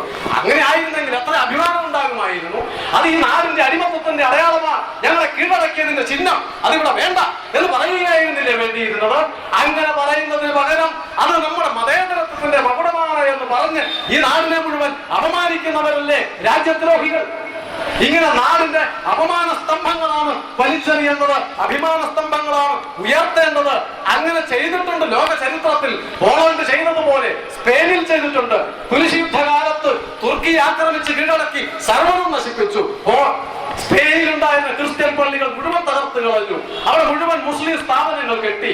നൂറ്റാണ്ടുകൾക്ക് ശേഷമാണ് സ്പെയിൻ സ്വാതന്ത്ര്യം നേടിയത്. സ്വാതന്ത്ര്യം നേടിക്കഴിഞ്ഞപ്പോൾ അവിടെ ഉണ്ടായിരുന്ന എല്ലാ മുസ്ലിം മതസ്ഥാപനങ്ങളും അവർ പൊളിച്ചെറിഞ്ഞു. അതും ഇസ്ലാം മതത്തിനോടുള്ള വിരോധം കൊണ്ടല്ല, പിന്നെയോ തങ്ങളെ കീഴടക്കിയ തുർക്കിയെ വെല്ലുവിളിച്ചുകൊണ്ട് ആ തുർക്കിയോടുള്ള വിരോധം തീർക്കുവാൻ അവരുടെ കെട്ടിടങ്ങൾ പൊളിച്ചെറിഞ്ഞ ചരിത്രം സ്പെയിനിനുണ്ട്, ക്രിസ്തു മതത്തിനുണ്ട്. അത് തെറ്റാണോ? അപ്പോഴുള്ള ഒരു ചോദ്യം വേറെയും ഇങ്ങനെ ചോദ്യമാണല്ലോ, നാണം കെടുക്കുന്ന ചോദ്യം. പിന്നത്തെ ചോദ്യം, നൂറ്റാണ്ടുകൾക്ക് മുമ്പ് നടന്ന തെറ്റ് തിരുത്താൻ പാടുണ്ടോ എന്നാണ്. വേറെ ഒരു തെറ്റുകൊണ്ട് തിരുത്താൻ പാടുണ്ടോ എന്നാ. വേറെ ഏതാ തെറ്റ്? എന്റെ വീട്ടിലുള്ള അമ്മയെ ആരെങ്കിലും പിടിച്ചുകൊണ്ടുപോയി കുറെ വർഷം കഴിഞ്ഞ് ഞാൻ തിരിച്ചു പിടിച്ചു, അപ്പൊ അതുകൊണ്ടത് പാടില്ല, ഒരു ഒത്തുതീർപ്പ്, പപ്പാതി, അങ്ങനെയാണോ? സ്വത്ത് കൊള്ളയടിച്ചാൽ പപ്പാതി, അങ്ങനെയാണോ? അങ്ങനെയാണോ വേണ്ടത്? അത് തിരിച്ചെടുക്കണം. ബലമുണ്ടാകുമ്പോൾ, മക്കൾക്ക് ബലമുണ്ടാകുമ്പോൾ അമ്മയ്ക്ക് സ്വാതന്ത്ര്യം നേടിക്കൊടുക്കും. അതാ പാരമ്പര്യം, അത് പങ്കുവയ്ക്കുകയല്ല. എത്ര കാലം കഴിഞ്ഞാലും അതാണ് ആണവത്തിന്റെ ലക്ഷണം, അതാണ് പൗരബോധത്തിന്റെ ലക്ഷണം. അവരോട് ഒരു കാര്യമേ ചോദിക്കാനുള്ളൂ. അങ്ങനെയാണെങ്കിൽ 2 നൂറ്റാണ്ടുകാലം ഭരിച്ചല്ലോ ബ്രിട്ടീഷുകാർ, ഏതായാലും ഇത്രയും കാലം ഭരിച്ചു, ഇനി അവരങ്ങ് ആയിക്കോട്ടെ എന്ന് വെച്ചാൽ പോരായിരുന്നോ? എന്തിനാ ഈ ആയിരക്കണക്കിന് ആൾക്കാർ സമരം നടത്തിയത്? എന്തിനാ 10,000-കണക്കിന് ആൾക്കാർ ജീവൻ ബലി കൊടുത്തത്? മഹാത്മാഗാന്ധി വിഡ്ഢിയായിരുന്നോ? സ്വാതന്ത്ര്യ സമര സേനാനികൾ വിഡ്ഢികളായിരുന്നോ? 2 നൂറ്റാണ്ട് സമരം നടത്തിയത് എന്തിനാണ്? ബ്രിട്ടീഷുകാരെ തന്നെ ഏൽപ്പിച്ചപ്പോൾ അങ്ങനെ ഏൽപ്പിച്ചു. 47 സ്വാതന്ത്ര്യം കിട്ടിയപ്പോഴും പരമാധികാരിയായിട്ട് ഗവർണർ ജനറലായിട്ട് വെച്ചത് ബ്രിട്ടീഷുകാർക്ക് തന്നെയാണ്. അത് നമ്മുടെ ഒരു ഗതികേട്. നൂറ്റാണ്ട് എത്ര കഴിയുന്നു എന്നുള്ളതല്ല മാനദണ്ഡം. അപമാനം എത്ര നൂറ്റാണ്ട് കഴിഞ്ഞാലും തിരുത്തപ്പെടേണ്ടത് തന്നെയാണ്. അതായിരുന്നു ഇന്ത്യയിലെ മുസ്ലിങ്ങളും ഈ നാട്ടിലെ എല്ലാവരും ചെയ്യേണ്ടിയിരുന്നത്, കക്ഷി രാഷ്ട്രീയ ഭേദമന്യേ. അതുകൊണ്ട് അപമാനത്തിന്റെ അടയാളം വലിച്ചെറിയേണ്ടത് ഈ നാടിന്റെ മോചനത്തിന്റെ ലക്ഷണമാണ്, ഈ നാടിന്റെ അഭിമാനത്തിന്റെ അടയാളമാണ്. മഹാക്ഷേത്രങ്ങളുടെ പങ്ക് മറ്റു പലതരത്തിലുമുണ്ട്. ക്ഷേത്രം ആരാധനയ്ക്ക് മാത്രമല്ല എന്ന് ഞാൻ പറഞ്ഞു. മഹാത്മാഗാന്ധി പറഞ്ഞു, ഹിന്ദു സ്വരാജ് എന്ന് പറയുന്ന അദ്ദേഹത്തിന്റെ ഗ്രന്ഥത്തിൽ പറഞ്ഞ ഒരു വാക്യം, മഹാക്ഷേത്രങ്ങളുടെ പ്രാധാന്യം ഇന്ത്യക്ക് എത്രമാത്രമുണ്ട് എന്ന്. അദ്ദേഹം പറഞ്ഞു, നാം ഒരു രാഷ്ട്രമാണെന്ന് പറയുമ്പോൾ നമുക്കിടയിൽ ഭിന്നതയൊന്നും ഇല്ലായിരുന്നു എന്നർത്ഥമില്ല. എന്നാൽ ഭാരതത്തിലെ മഹാപുരുഷന്മാർ കാൽനടയായോ കളവണ്ടിയിലോ രാജ്യം മുഴുവൻ സഞ്ചരിച്ചിട്ടുണ്ട്. അവർ പരസ്പരം ഭാഷകൾ പഠിച്ചു. അവർക്കിടയിൽ അകൽച്ചയില്ലായിരുന്നു. തെക്ക് രാമേശ്വരത്ത് സേതുബന്ധനം നടത്തിയ നമ്മുടെ പൂർവികരുടെ ഉന്നം എന്തായിരുന്നു? കിഴക്ക് ജഗന്നാഥം, വടക്ക് ഹരിദ്വാരം തുടങ്ങിയ പുണ്യകേന്ദ്രങ്ങൾ അവർ സൃഷ്ടിച്ചു. ദൈവത്തെ പൂജിക്കലാണ് ലക്ഷ്യമെങ്കിൽ അത് വീട്ടിൽ വെച്ചും ആകാമായിരുന്നു എന്ന് അവർക്കറിയാമായിരുന്നു. ആരാധനയ്ക്ക് മാത്രമല്ല മഹാക്ഷേത്രങ്ങൾ സ്ഥാപിച്ചത് എന്നർത്ഥം. ആരാധനയാണെങ്കിൽ അത് വീട്ടിൽ വെച്ചാകാമെന്ന് നമ്മുടെ പൂർവികന്മാർക്ക് അറിയാമായിരുന്നു. രാഷ്ട്രത്തിന്റെ നാനാഭാഗങ്ങളിലും അവർ തീർത്ഥാടന കേന്ദ്രങ്ങൾ ഉണ്ടാക്കി. ലോകത്തിൽ മറ്റൊരിടത്തും കാണാത്ത മട്ടിലുള്ള ഒരു ദേശീയ ബോധം അവർ ജനങ്ങളിൽ ജ്വലിപ്പിച്ചു. രണ്ട് ഇംഗ്ലീഷുകാർ തമ്മിലുള്ള ഐക്യം പോലെയല്ല നാം രണ്ട് ഭാരതീയർ തമ്മിലുള്ള ഒരുമ. പരിഷ്കൃതരും മാന്യരുമെന്ന് സ്വയം കരുതുന്ന എന്നെയും നിങ്ങളെയും പോലുള്ളവരാണ് ഇന്ത്യ പല രാഷ്ട്രമാണെന്ന് കരുതുന്നത് എന്ന് ഗാന്ധിജിയാ പറഞ്ഞത്. മഹാക്ഷേത്രങ്ങൾ സ്ഥാപിച്ചത് ഇന്ത്യയുടെ ഐക്യം കാത്തു സൂക്ഷിക്കുവാൻ, ഭാരതത്തിന്റെ അഖണ്ഡത നിലനിർത്തുവാൻ, പ്രാചീനമായ കാലം തൊട്ട് ഭാരതത്തെ ഏകീകരിപ്പിച്ച് നിർത്തുവാൻ തീർത്ഥാടനങ്ങളും മഹാക്ഷേത്രങ്ങളും ഉണ്ടാക്കിയത് ഭാരതത്തിന്റെ പൂർവികന്മാർ ബുദ്ധിപൂർവ്വം ചെയ്തതാണ്. അതിനാണ് മഹാക്ഷേത്രങ്ങൾ സ്ഥാപിച്ചത്, വെറും ആരാധനയ്ക്ക് മാത്രമല്ല എന്ന് ഗാന്ധിജി വിവേകാനന്ദ സ്വാമികളും പറഞ്ഞു. മഹാക്ഷേത്രങ്ങളെ നോക്കുക, ആയിരക്കണക്കിന് വർഷങ്ങളുടെ ചരിത്രം. നിങ്ങൾക്ക് ഗ്രന്ഥങ്ങളിൽ നിന്ന് കിട്ടാത്ത ചരിത്രം മഹാക്ഷേത്രങ്ങളിൽ നിന്ന് നിങ്ങൾക്ക് കിട്ടും. അനേകം നൂറ്റാണ്ടുകളുടെ ആക്രമണങ്ങളുടെ ചരിത്രം, അനേകം പുതുക്കലുകളുടെ ചരിത്രം, 100 ആക്രമണങ്ങളുടെയും ആ ആക്രമിച്ച് തിരിച്ചുപോയ അതിന്റെ അലയൊലി അവസാനിക്കുന്നതിന് മുൻപ് തന്നെ അവശിഷ്ടങ്ങളിൽ നിന്ന് 100 പുതുക്കലുകളുടെയും ചരിത്രം നിങ്ങൾക്ക് ഈ മഹാക്ഷേത്രങ്ങളിൽ നിന്ന് പഠിക്കാൻ കഴിയും എന്ന് വിവേകാനന്ദ സ്വാമികൾ പറഞ്ഞു. മഹാക്ഷേത്രം, അയോധ്യ പോലെയുള്ള മഹാക്ഷേത്രങ്ങൾ ഉണ്ടാക്കുന്നത് ഭാരതത്തിന്റെ ഏകീകരണത്തിന് വേണ്ടിയിട്ടാണ് എന്നർത്ഥം. ആ ഏകീകരണം രാമൻ ഏകീകരണത്തിന്റെ ശക്തിയാണ്. അതുകൊണ്ടാണ് രാമനും രാമസങ്കല്പവും ക്ഷേത്രവും നിലനിൽക്കണമെന്ന് പറഞ്ഞത്. ഭാരതത്തിനെ ഏകീകരിക്കുവാൻ രാമനെ പോലെ മറ്റൊരു ശക്തിയുണ്ടോ? ഭാരതത്തിനെ ഒന്നിപ്പിക്കുവാൻ ഭാരതത്തിന്റെ എവിടെയാ രാമന്റെ അടയാളമില്ലാത്തത്? ഭാരതത്തിൽ എവിടെ പോയാലും ഇവിടെയാ രാമൻ ഇരുന്നത്, ഇവിടെയാ സീത വിശ്രമിച്ചത്, ഇവിടെയാ ലവകുശന്മാർ സഞ്ചരിച്ചത്, കളിച്ചു വളർന്നത്. എല്ലായിടത്തും രാമന്റെ അടയാളമല്ലേ? ഓരോ നാട്ടിലെ ഭാരതീയരും വിശ്വസിക്കുന്നു ഇവിടെ രാമൻ വന്നു എന്ന്. അതല്ലേ ആയിരക്കണക്കിന് വർഷങ്ങളായി. കേരളത്തിൽ അങ്ങനെയില്ലേ? തിരുവനന്തപുരത്ത് നിന്ന് നിങ്ങൾ വടക്കോട്ട് സഞ്ചരിക്കുക, ചടയമംഗലം ഒരു സ്ഥലമാണ്. ഏതാണ് ഈ ചടയമംഗലം? ജടായു മംഗലം. അതാണ് സീതയെ കൊണ്ട് രാവണൻ പോയപ്പോൾ എതിരിട്ട് ചറകറ്റ് വീണ സ്ഥലം, ജടായു വീണ സ്ഥലം. അതാണ് ജടായു മംഗലം, പിന്നീട് ചടയമംഗലമായത്. അതിന് അവിടെ നിന്ന് വീണ്ടും വടക്കോട്ട് പോന്നാൽ ശബരിമല, ശബരി ആശ്രമം, അത് കേരളത്തിലല്ലേ? വീണ്ടും വടക്കോട്ട് പോയാൽ വയനാട്ടിൽ പോയാൽ, കേരളത്തിൽ എല്ലായിടത്തും ഉണ്ട്. വയനാട്ടിൽ അനേകം സ്ഥലങ്ങൾ. പുൽപ്പള്ളിയിൽ എത്തുന്നതിന് മുൻപ് ഒരു സ്ഥലം ആശ്രമം കൊല്ലി. ഏതാണ് ഈ ആശ്രമം? വാൽമീകി ആശ്രമം. ഇപ്പോഴും അവിടെ വിളക്ക് കത്തിക്കുന്നുണ്ട്. വാൽമീകിയുടെ ആശ്രമത്തിൽ ഞാൻ കണ്ടിട്ടുണ്ട് അവിടെ വാൽമീകി ആശ്രമം. അതിനപ്പുറത്തേക്ക് പോയെന്നാൽ സീതാ ലവകുശ ക്ഷേത്രം, പുൽപ്പള്ളി പട്ടണത്തിന്റെ നടുക്ക്. സീത മക്കളെയും കൊണ്ട് വളർന്നത് വാൽമീകിയുടെ ആശ്രമത്തിൽ. അവർക്ക് വേണ്ടി ക്ഷേത്രം കെട്ടിയിരിക്കുന്നു വയനാട്ടിൽ പുൽപ്പള്ളിയിൽ. ആ അമ്പലത്തിന്റെ തൊട്ടുനാണ് ജടയറ്റുകാവ്. ഏതാണ് ജട അറ്റുകാവ് എന്ന് പറയാൻ കാരണം, അവസാനം സീത ഭൂമിക്കടിയിലേക്ക് പോകുന്ന സന്ദർഭത്തിൽ ഭർത്താവായ രാമൻ, ഭരണാധികാരിയായ രാമനല്ല, ഭർത്താവായ രാമൻ, കാമുകനായ രാമൻ, അച്ഛനായ രാമൻ ഭാര്യയെ കയറി പിടിച്ചു. കിട്ടിയത് മുടിയിൽ. അത് വലിച്ചെറിഞ്ഞപ്പോൾ വീണ സ്ഥലം ജട അറ്റ് വീണ സ്ഥലം. അതാണ് ജടയറ്റുകാവ് എന്ന് അവർ വിശ്വസിക്കുന്നു. ഉള്ളതാണെങ്കിലും ഇല്ലാത്തതാണെങ്കിലും ഭാരതത്തിന്റെ മുക്കിലും മൂലയിലും രാമന്റെ സങ്കല്പം അലയടിക്കുകയാണ്.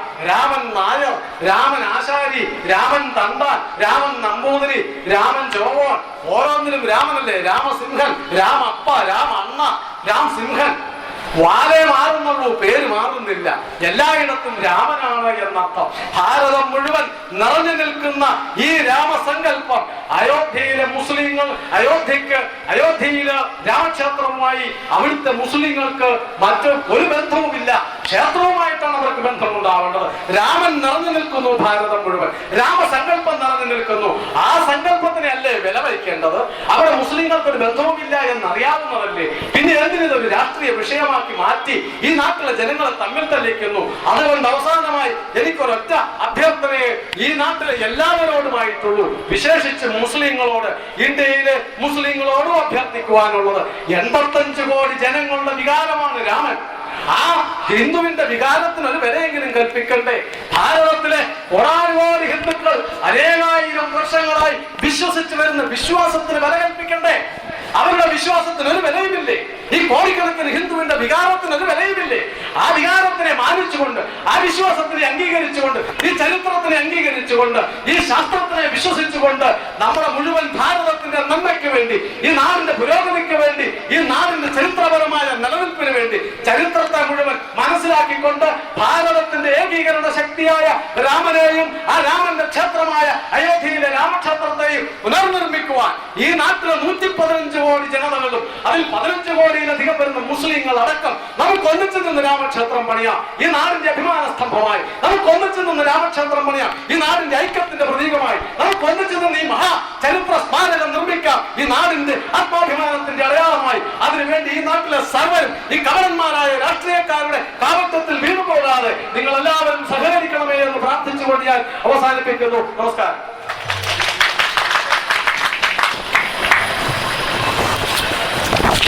രേഖപ്പെടുത്തുവാനായി ഭാരതീയ വിചാരകേന്ദ്രം ജില്ലാ കമ്മിറ്റി അംഗം ശ്രീ GK പിള്ള സാറിനെ ക്ഷണിക്കുന്നു.